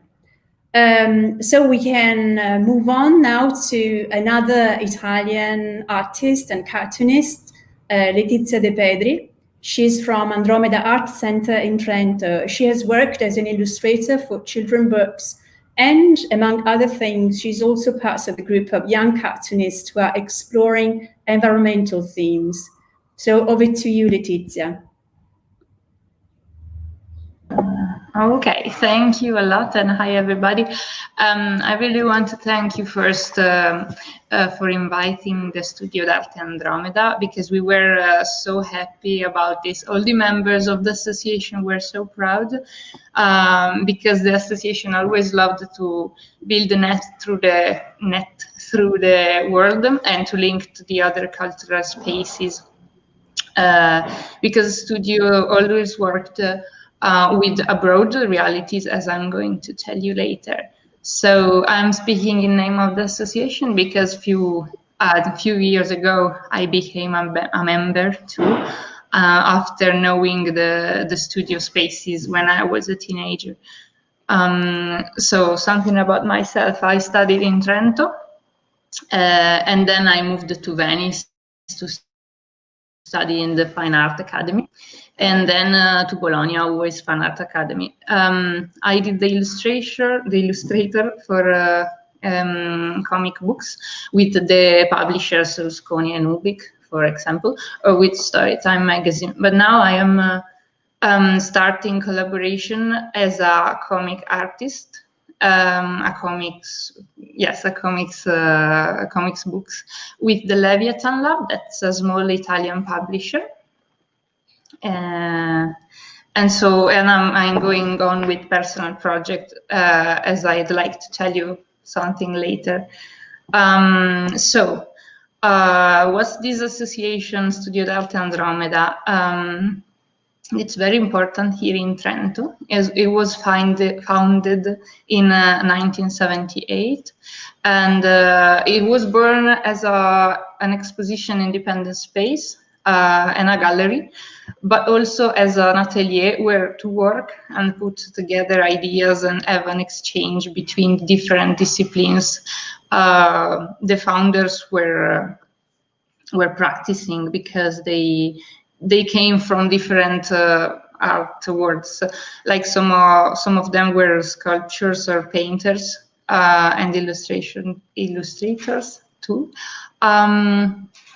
And the first guys there were Salvati Maria, Pierluigi Negrolli, and Giuliano Bonmassar.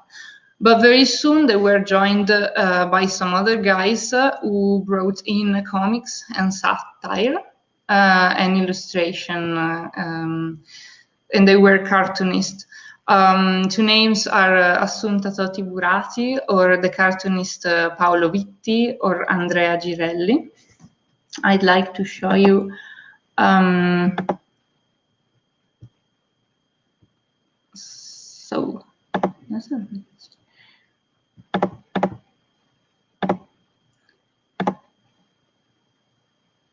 okay, can you see that?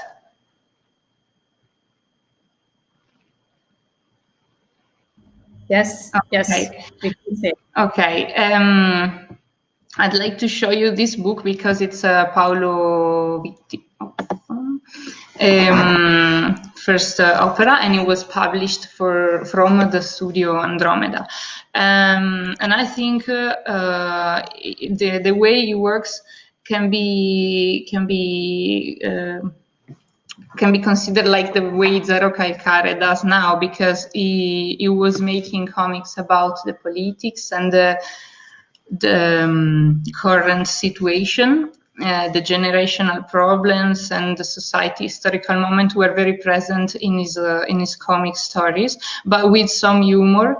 And yes, so we started like Zero Calcare did with the self-publishing and self-distribution, because anyway Andromeda wasn't a real publisher, so it was an association. Why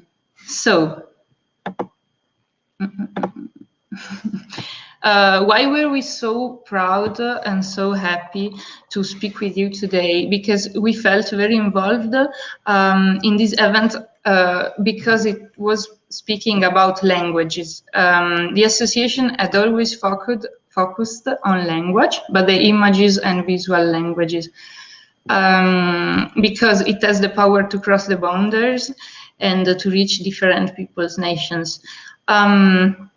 About these connections, I am going to tell you something about the Andromeda's biggest project ever that started 40 years ago, and it was a biennial international festival of satire and humor. And it was a call for artists, cartoonists, and illustrations, and they were called to reason on a given theme that was chosen every 2 years. In the last years, this call has become, we did it every year. So now we are to the 28th edition. And this year the theme was the limits, that revealed to be very very actual for this year. Here was the wallpaper, and here I wanted to show you this year's winners. So the call is divided into two prizes. The prize for satire, this is the first prize, and here you can read the name of the winner. And here are the second and the third. Sorry, we don't see your slides any longer. Oh no. Okay, I try to share it again. Can you see it now? No, not yet. Yeah, coming. It's coming. Yeah. Okay. Okay, so here we see the second prize and the third prize that we used for the wallpaper. And then there is the only one prize for the section short comics. And here it is.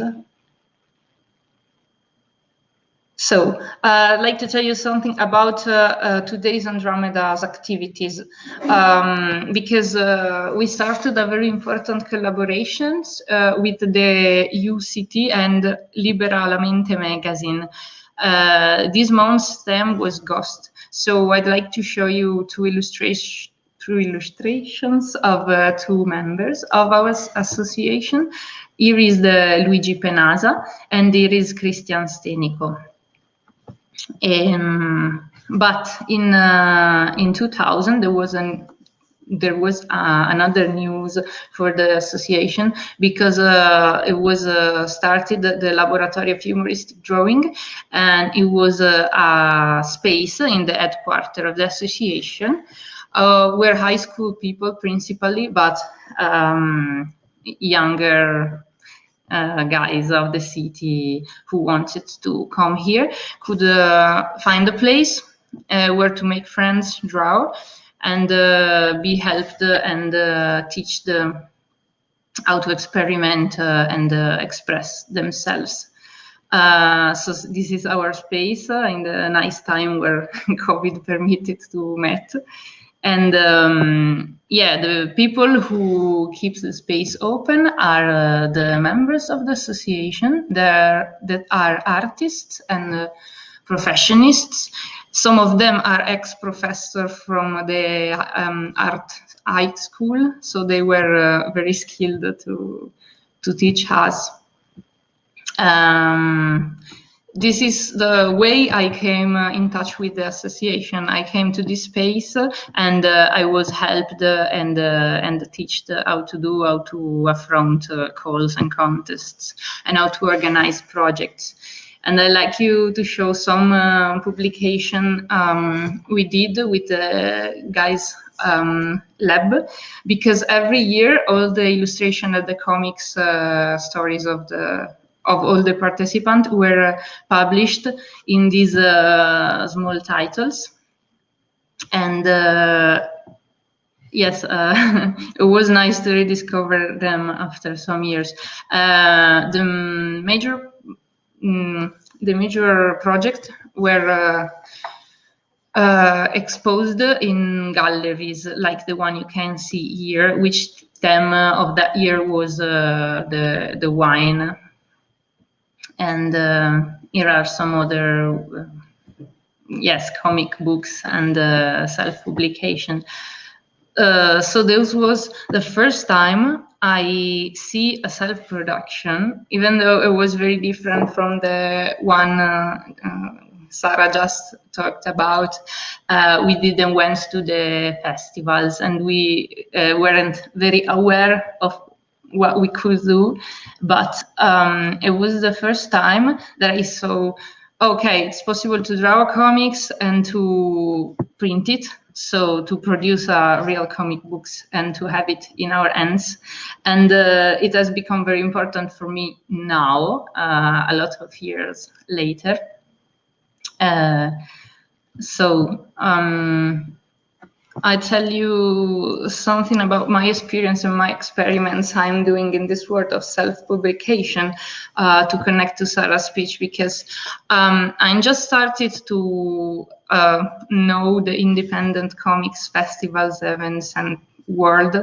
And I founded this project with some other friends of the Bologna Fine Arts Academy that's called the LISCA, and it's a collective project. So we started this publication. This is the first volume cover, and it is of friends of mine who calls Antonio Cammareri. We started this project because we wanted to talk about ambientalism and nature, but with fiction and storytelling, obviously. We wanted to explore the relation between human beings, individual personalities, and the nature as a habitat or as an enemy. So the interesting thing is that different authors take this line that seems that seems a restriction, but different people take it in very, very different ways. So the stories in these books are very different between them. This is the second volume. We wanted to create a magazine, periodic, with short stories in it. So we are working on the third volume now. Discoveries from Marco Libardi, another friend of mine that I met at the Academy of Fine Arts.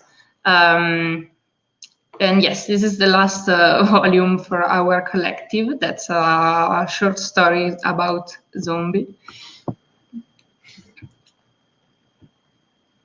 Okay, so as a conclusion, yes, I can say that's what Andromeda did for many years, and it was connecting people and being free speakers, analyzing society absolutely without a censorship, because I just discovered that the most active Andromeda period was during the student protests, and yeah, they absolutely were going to speak freely and to analyze what was going on. And it's very important to tell stories and to talk about what we think is important, and we can do it. So if one is good enough, it may be possible to have a very small impact on society. Well, I think Andromeda did. I hope we will too. Maybe a very, very small, but I think it's worthy. So yes, I learned a lot from this place, and I hope that a lot of people will in the future. So yes. Okay. Thank you very much. Letizia, for this. Yeah, I feel that both Letizia and Sara have highlighted the importance of cultural centers, cultural hubs in smaller cities. So not the big cities, but the smaller cities in Italy. So thank you very much again to both of you. So now we have come to our last speaker, Abdulrashade, or Acit. He's a Malaysia artist, graffiti artist. He's just completed a graffiti outside the health clinic close to the National Gallery in Kuala Lumpur. And he said that he likes inserting Malay elements and characteristics into his graffiti. So a warm welcome to you, Abdulrashade.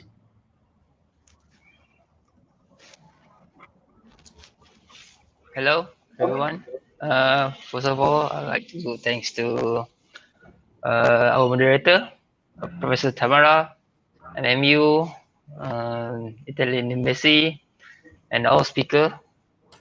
Thanks for having me here. My name is Abdulrashade. It's not S-H-I-D, it's S-H-A-D-E because it's easy for everyone to remember, easy to Google. I'm a graffiti artist, or street artist, you can call me. I'm not just doing graffiti murals. I'm also doing paintings, fine art, prints, design, and with graffiti and street art and flavor. Okay, I share you the slideshow.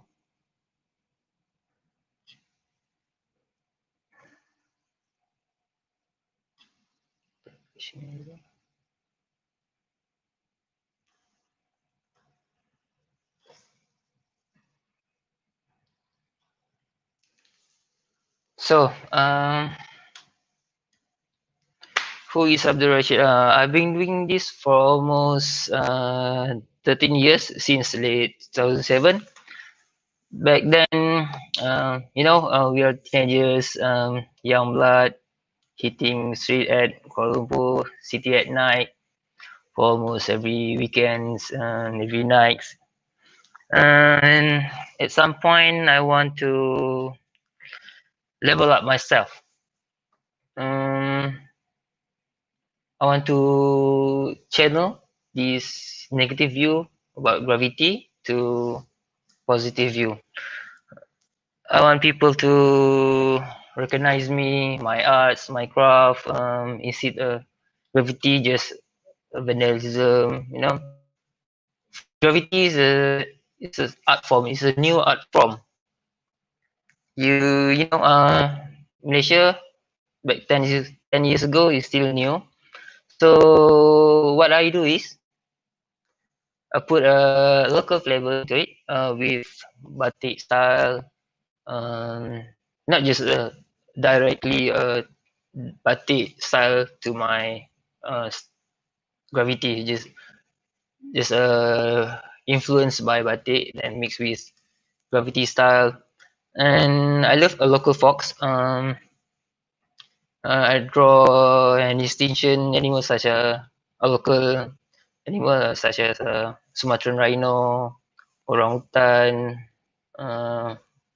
Malayan tiger, hornbill. That to seek more attention to local, especially Malaysian people. So this is a new breed of graffiti. This is a Malaysian style. You can see out there. Japanese with samurai, Chinese with the dragon style, Mexican with their mythology. So this is a Malaysian graffiti style with local flavors with batik, you know. Okay. My signature style. My style is more like semi-abstract, just like say before, Malaysian Nusantara design mixed with graffiti, not just typical batik. Yes, I like to mix with graffiti style, Eastern mixed with Western style, you know.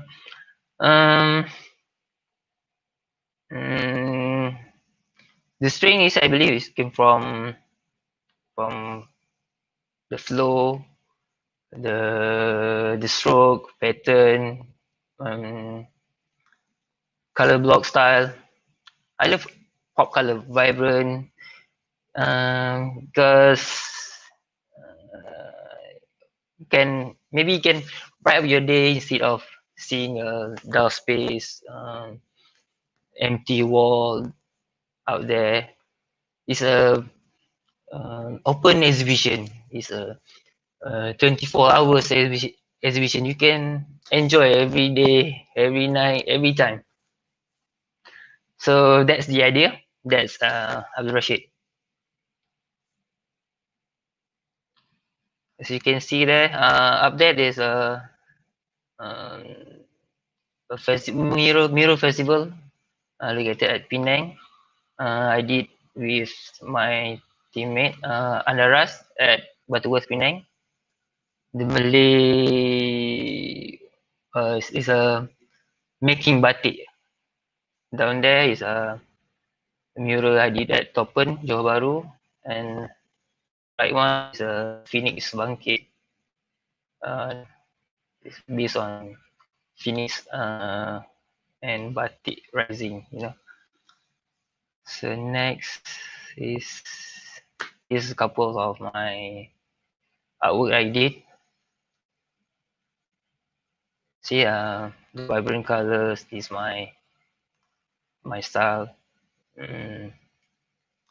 And up there is the left top I did at Hong Kong, based on children's songs, Bangau Bangau.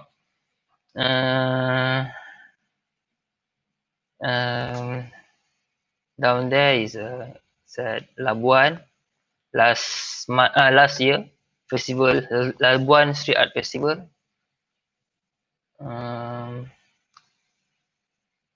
Then yeah.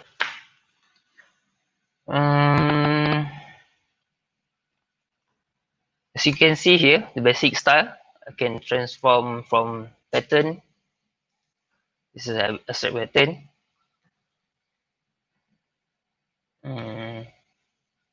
From the pattern, can transform to wild style alphabets. This actually this I write my name SHDE is a Graffiti style.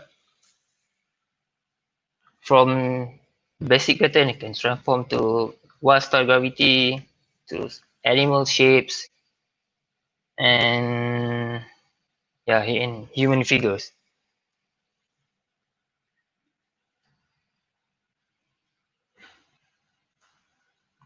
Portraits are a new form that I explore, and I can enjoy it because I can play with this emotion. Yeah. So with Graffiti, I was available to travel to Dubai, Hong Kong, Jakarta, Taiwan, Singapore, train there and share culture, you know, share something they don't have. Sharing session, not just the Graffiti and with our culture, with Malaysian culture to them. And can someone play my video? Hello? Here's a video of my project I done in Penang last year during Bulan Festival.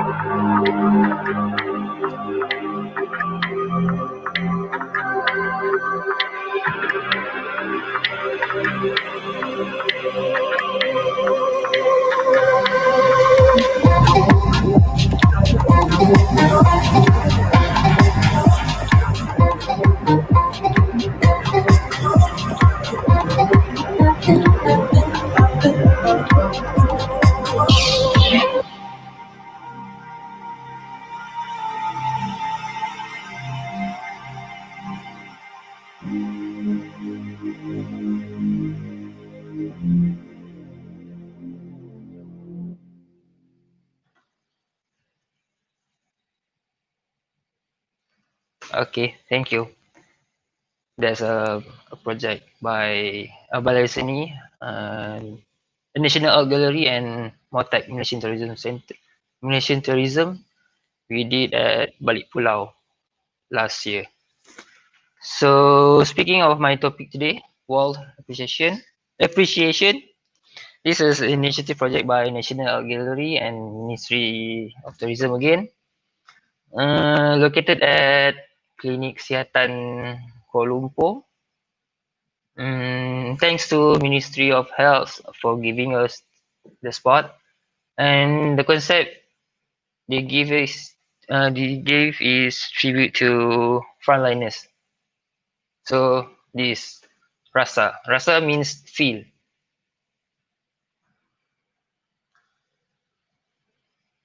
The idea and reference. Okay. You see out there, there's 1,000 posters and artworks. Thank you, frontliners. Everything is almost same to me. Just straightforward.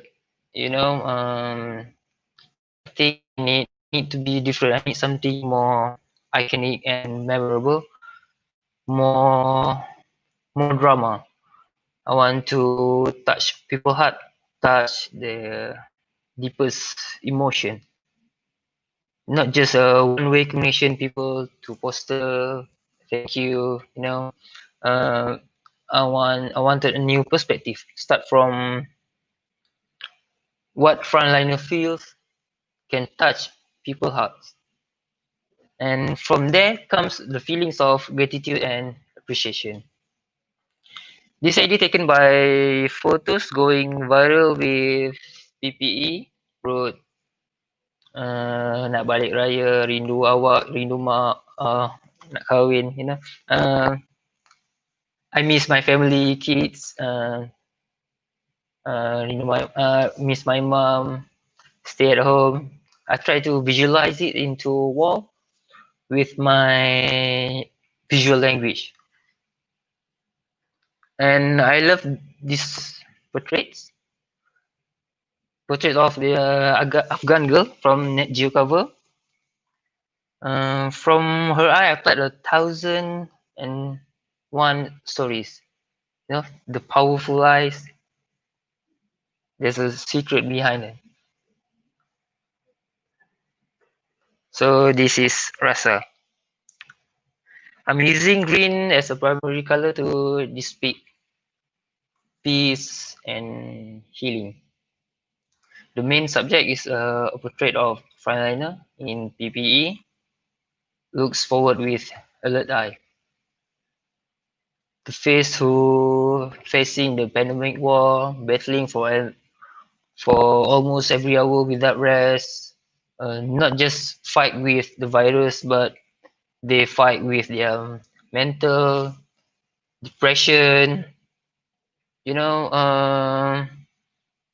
they out of energy. They need support. They need family around them, but they can't get in touch physically with their family because commit with duties and responsibility. This is the real warrior. This is the unsung heroes, the real heroes in our reality life.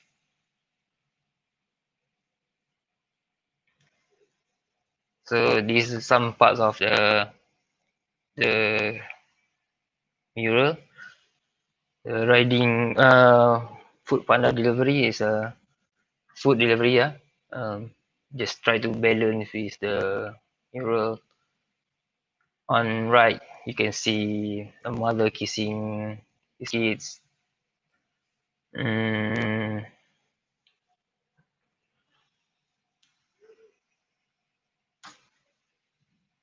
During painting, I feel that I'm missing something. I need to attach some part of me because right now we have a what frontliner feels, what people feels, but I need something part of me. I need to attach me and the mural itself. So what I do is I draw a portrait of my late mother to represent who really miss and lost their family members, especially during pandemic. You can see the elder woman there in the middle of flowers up there. That's my mark. So I hope we can rasa sama-sama. See.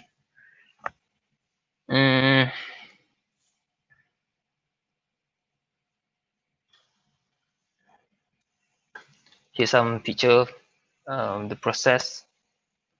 I took 3 weeks to complete with 40 cans.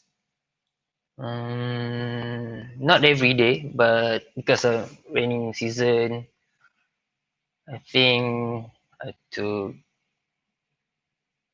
7 to 8 days in 3 weeks.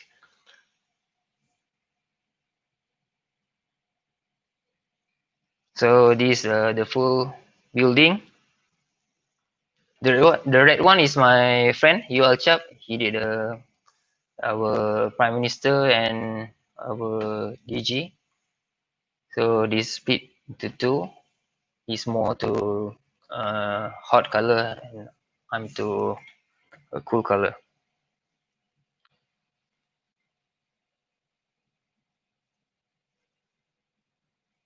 Here's some media coverage I got from Turkey, Sondadika, Indonesia Insight from Indonesia, Free Malaysia Today, Bernama The Star, and more to come.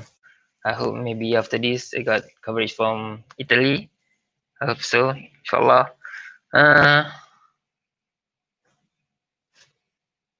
Yeah, this is the famous question I always got.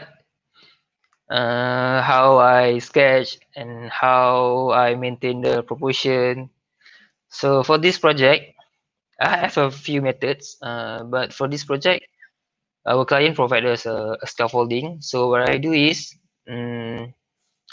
take a picture with my iPad and put a design on it, compose everything in the right place. So I print and use it as a visual reference. imagine if I it's some of the square, so I need to sketch from this line to this line. So repeat after I finish the whole design. There's a lots of method out there. So for this project, and that's it. Thank you. And if you have any question about gravity or about any other method to draw in big scale, you can leave a comment at Facebook. So back to Professor Tamara. Okay, thank you very much, Rashid, for your very interesting presentation. Actually, I went to see your graffiti a few days ago. Oh, where is it? And if you're in KL, go and see it and enjoy. All right, so that was our last presentation as regards speaking. Yes? Hello? Yeah? Can you hear me? Yeah? Okay, good. So the last presentation, but we now have the pleasure to have a look at how cartoons are made. So from the idea into reality. So over to the Faculty of Creative Multimedia, please. Hi. Okay, I'm going to represent Multimedia University. Yeah. Okay, I'm going to represent my Faculty of Creative Multimedia. So what I'm going to do is I'm going to share a screen, okay, some of the processes that our students did before they come out with their own animations, and then I'm going to pass our technician to play with the animation first. But before that, I'm going to share the screen. Okay. All right. Okay, I'm going to share screen. I'm going to.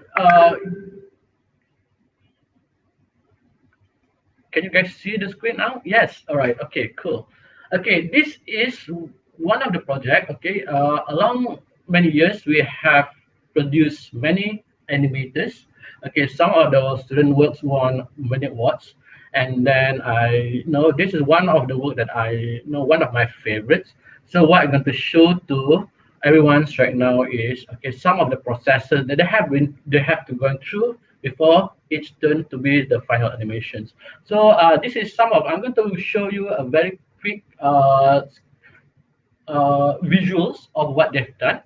Okay, along the way they have to do the sketches, they have to think about the ideas, finalizing, polishing the ideas, you know, and come up with all the character.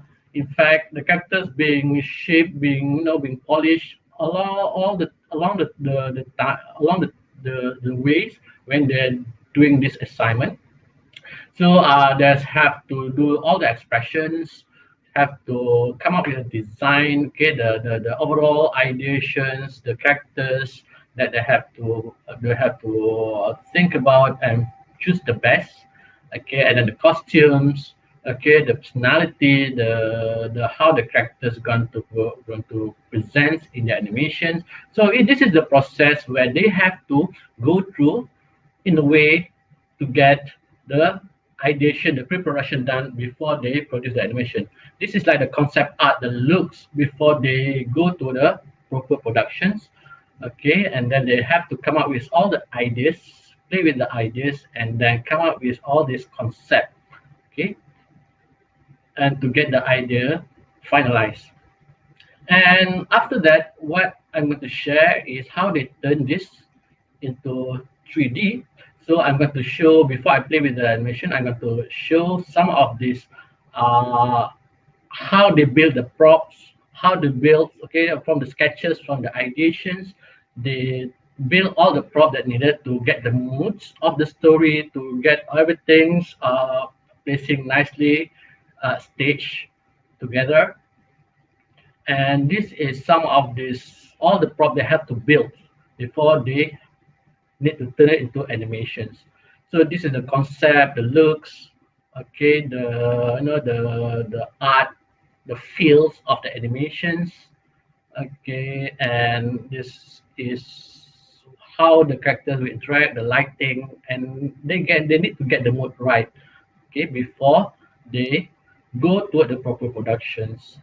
So yep, beautiful visual, beautiful concept art. So and then okay, the overall juice of the story that they have to come up with.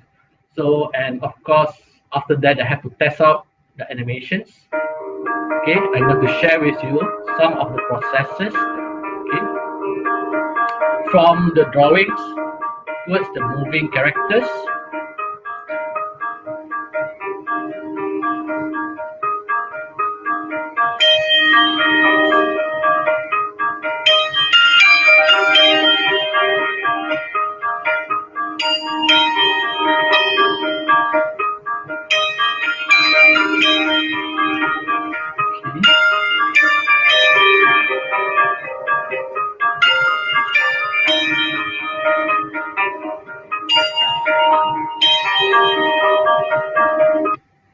Yes, right. And I will pass to our technician to show the whole 7 minutes animation. Enjoy. Okay. Right. Can I yeah, can you play the animations?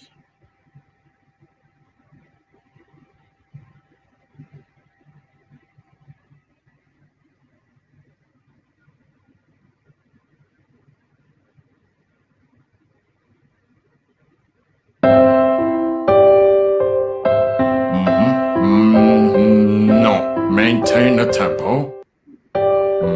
Adagio, adagio. No. Dreadful, dreadful.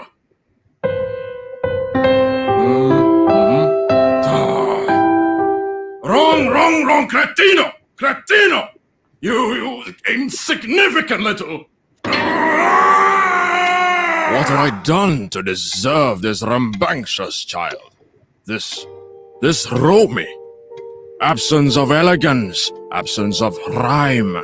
The ungrateful and talentless child has betrayed my expectations, even when they were merely just a glimmer, if not none at all. His persistence is admirable, but perhaps misplaced. So blinded by his ambition to perform for his mother, he failed to realize she was actually deaf.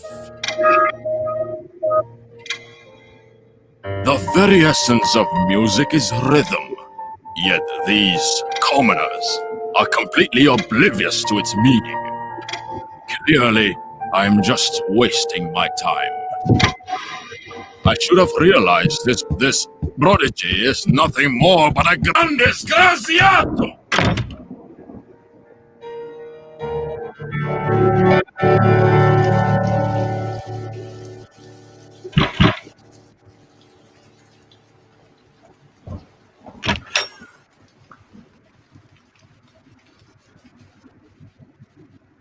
Was it a grown sense of maturity, or was it a spark of devotion that I saw within those burning eyes? I know not the actual reason, but I am certain his appearance somehow compelled me to grant him a second chance.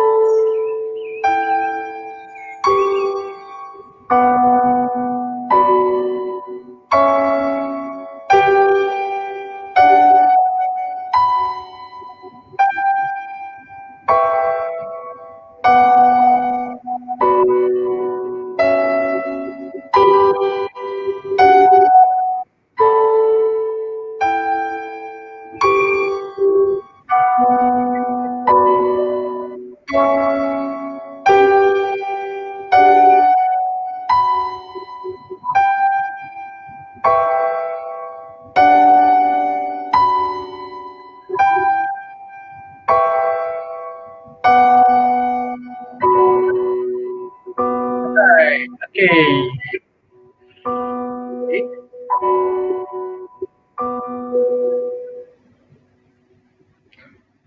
All right. Okay. Okay. I hope you guys enjoy the animation. I hope that we have more time, but yeah, that's it from Faculty of Creative Multimedia.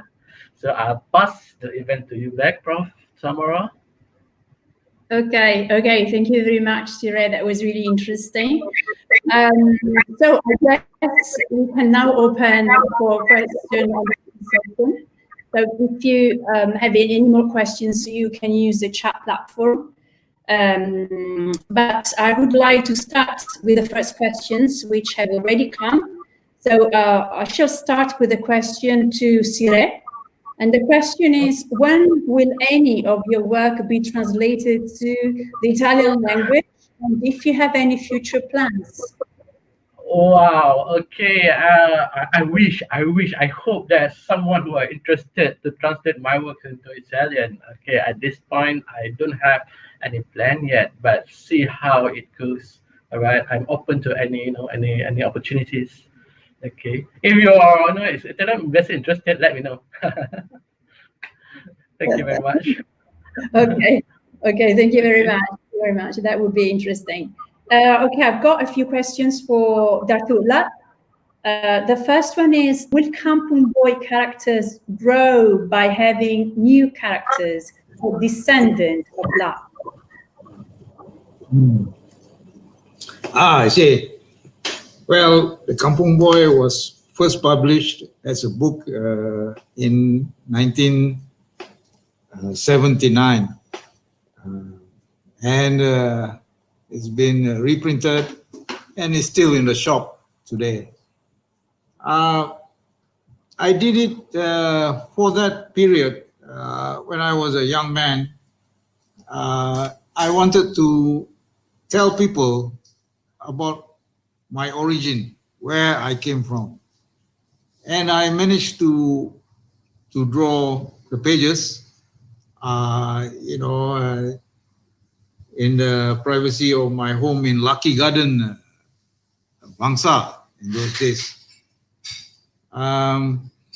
Today, I look back at it, if I do, I realize that it was meant for that time, I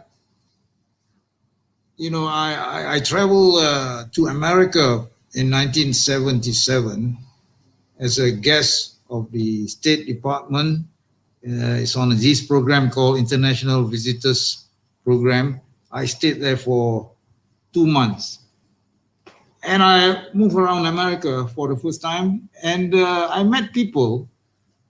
And I met many people. I talked to people. I was zigzagging across United States. They didn't know where Malaysia was, I talked to people, and some of these people I met there's this guy I met in Nashville, Tennessee. I went there because of music, I love music. And you say you're from, what's your name again? So I said, I'm from Malaysia. And he said, Malaysia, that's in Alaska, right? So I said, no, that's in Southeast Asia. I told myself, when I go back home, I'm going to do something about my country. Of course, when I came back, no, I couldn't do a whole book on Malaysia. Malaysia is such a big subject. So I did about what I remember about myself as a kid, where I was from. And yeah, when I finished the book, just about a kid growing up, or I partly grew up in the kampung, in the village. And, you could only do it once. I cannot draw it again. If I see it again now, I think, it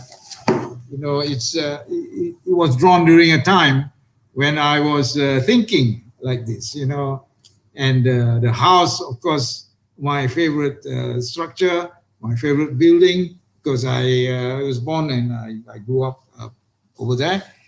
And it later it became, from a book, it was turned into animation. From animation, we did 26 episodes of Kampung Boy in Hollywood, actually, for Astro.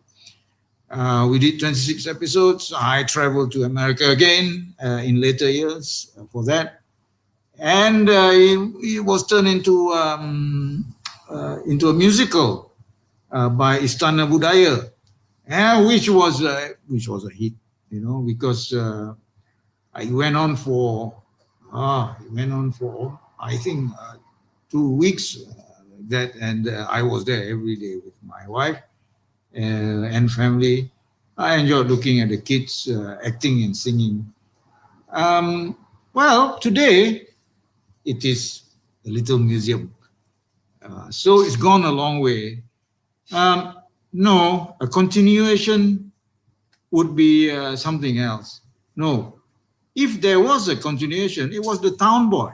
You know, I did a book called Town Boy in 1981, which you can still find available in bookshops today. And, you know, Malaysians seems to like it. People seem to like to read it. It tells about the 1960s when I was a teenager, and friendship. Told about friendship, you know, it was based on life in Ipoh, you know, as when I was in Anderson School, and I had my friends, and I had one good friend who we were close because of music. So that was the continuation. No, let the Kampung Boy book stay on its own, and you know, if I do other books, it's other stories. Thank you. Okay, thank you very much, Lat. There's also a comment which says, we would love to see an exhibition of Datuk Lat's drawings in Italy. So maybe this could be a project for the future. Well, yes, that can happen. Okay. It can happen, but now we can travel. I can't even go to Thailand. I can't go to Singapore. Yeah. Well, we wait. The time will come. Yeah, inshallah, okay. The time will come. Okay, the time will come. Thank you very much. Okay, then we have 2 questions for Sara and Letizia. The first one is, were there any efforts to translate Italian comics to other languages before? So whether Italian comics had been translated into other languages. And the second one is, where can we get the comics? I start answering that several of the comics and the authors that I mentioned have been translated both in English and in French.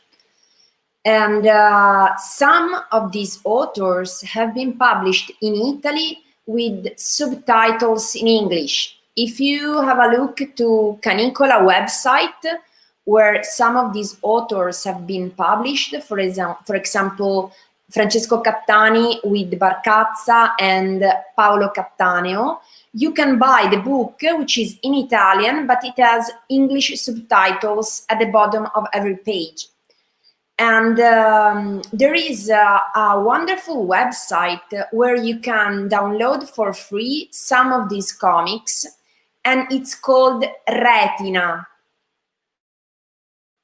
I will write it down just to be clear with the address, and then I will show it to you.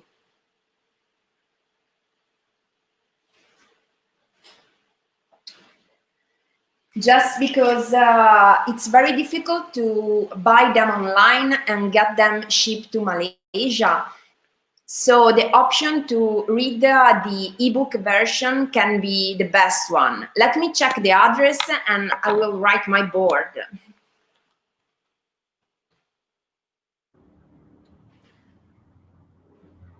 Okay, thank you very much, Sara. Okay. Can I go? Yeah, yes, Letizia, okay. Go. So the comics books I mentioned has never been translated. The one from the Studio Andromeda, but I saw they can be found. Il Nazareno, the one of Paolo Vitti I talked about, it is on EBS. in the section vintage books, but I think there's a few copies because it's too vintage. And all the other catalogs of the Andromeda are here in the headquarters, but I think if someone is interested can write and we can accord to ship them, but they are only in Italian. And the same for the Lisca collective, the last I showed you before. We started translating them in English, and we would be happy to send them, but the COVID stopped us because we wanted to go to some European festival, but we didn't because they weren't. So yes, we will translate the Lisca ones, and we normally ship them through the social pages. Okay, thank you very much. You're welcome. Okay. Sara, have you got the name? Yeah, coming. That's good. Unmute your microphone. Okay.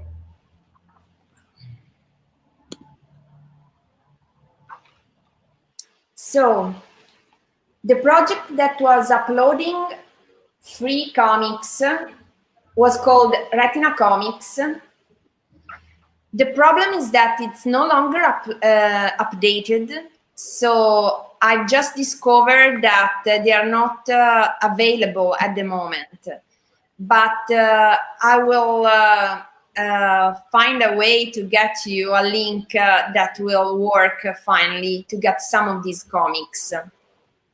Okay. Anyway, the project was Retina Comics, who had the aim to publish online those books I told you about. Okay, good. Very helpful. Thank you, Sara. Now I have a question for Abdulrashade, and the question is, how long does it take to finish one project on average? Depends on size. Some of project can finish in 2 days or 3 days. Example like this, I finish in 1 day. The video I did that I showed before, I did in 3 days. Yeah, some of 3 weeks, just like Rasa. Normally I took less than 1 week. So. Depends on size and depends on color and depends on the detailing of the artwork. I hope that can help you a lot. Okay, thank you very much, Rashid. Okay, good. So I have one final question for everybody, who wants to answer. And the question is, what is the guiding principle for any creative works to be accepted by many, regardless of culture and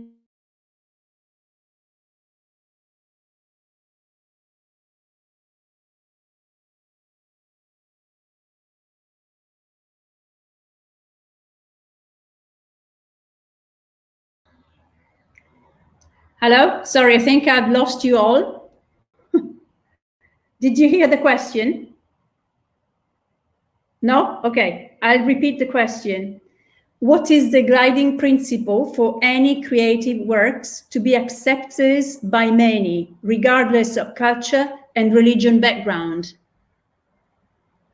Is it clear? Good. So who wants to answer?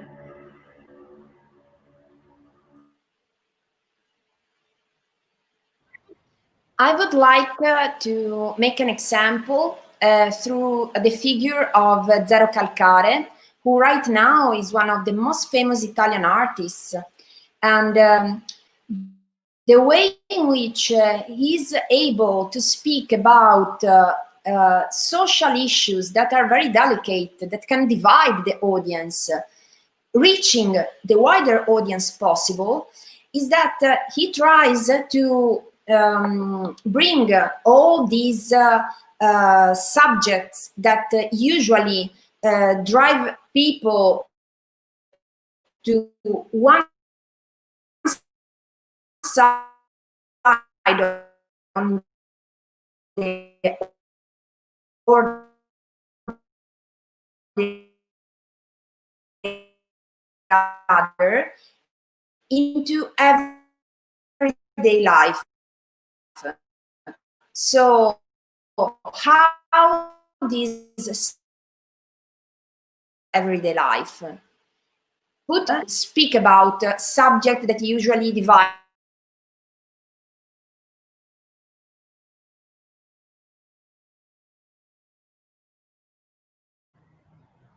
Right, I don't know you, but I've lost Sara.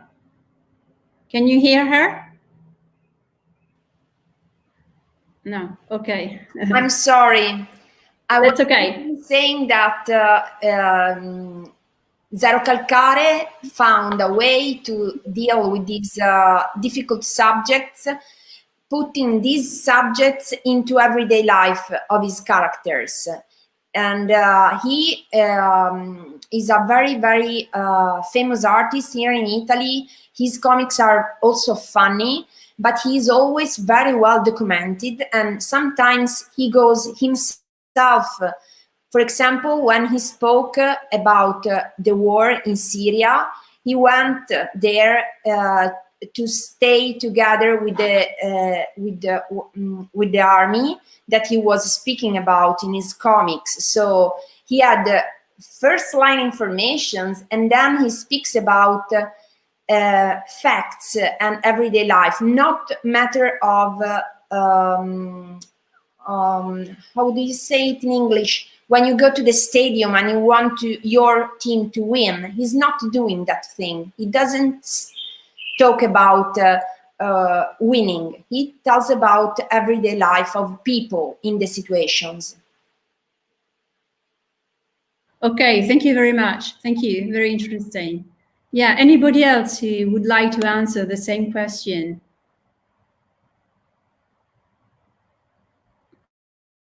Okay, Sireh, thank you. Unmute your microphone.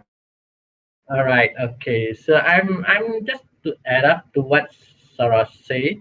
Okay, it's good to base on my studies in the appeal factor. Okay, I can for me, in my opinion, the best example that I can see from the last work. Okay, it always giving a positive message. It's appeal to wide audience. It crossed the borders. Okay, and you don't have to you don't have to be too complex in understanding the real issues.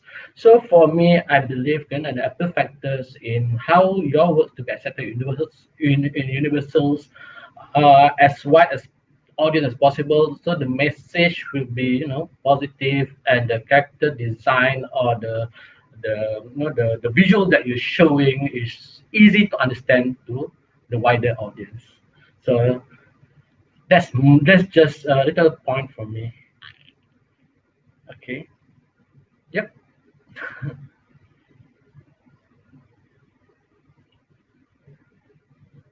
Okay, that's it. Okay. And I love to hear Datuk Lat, because the Datuk Lat's point of view of how, because I believe his work cross borders. So maybe Datuk Lat can share some of your opinion.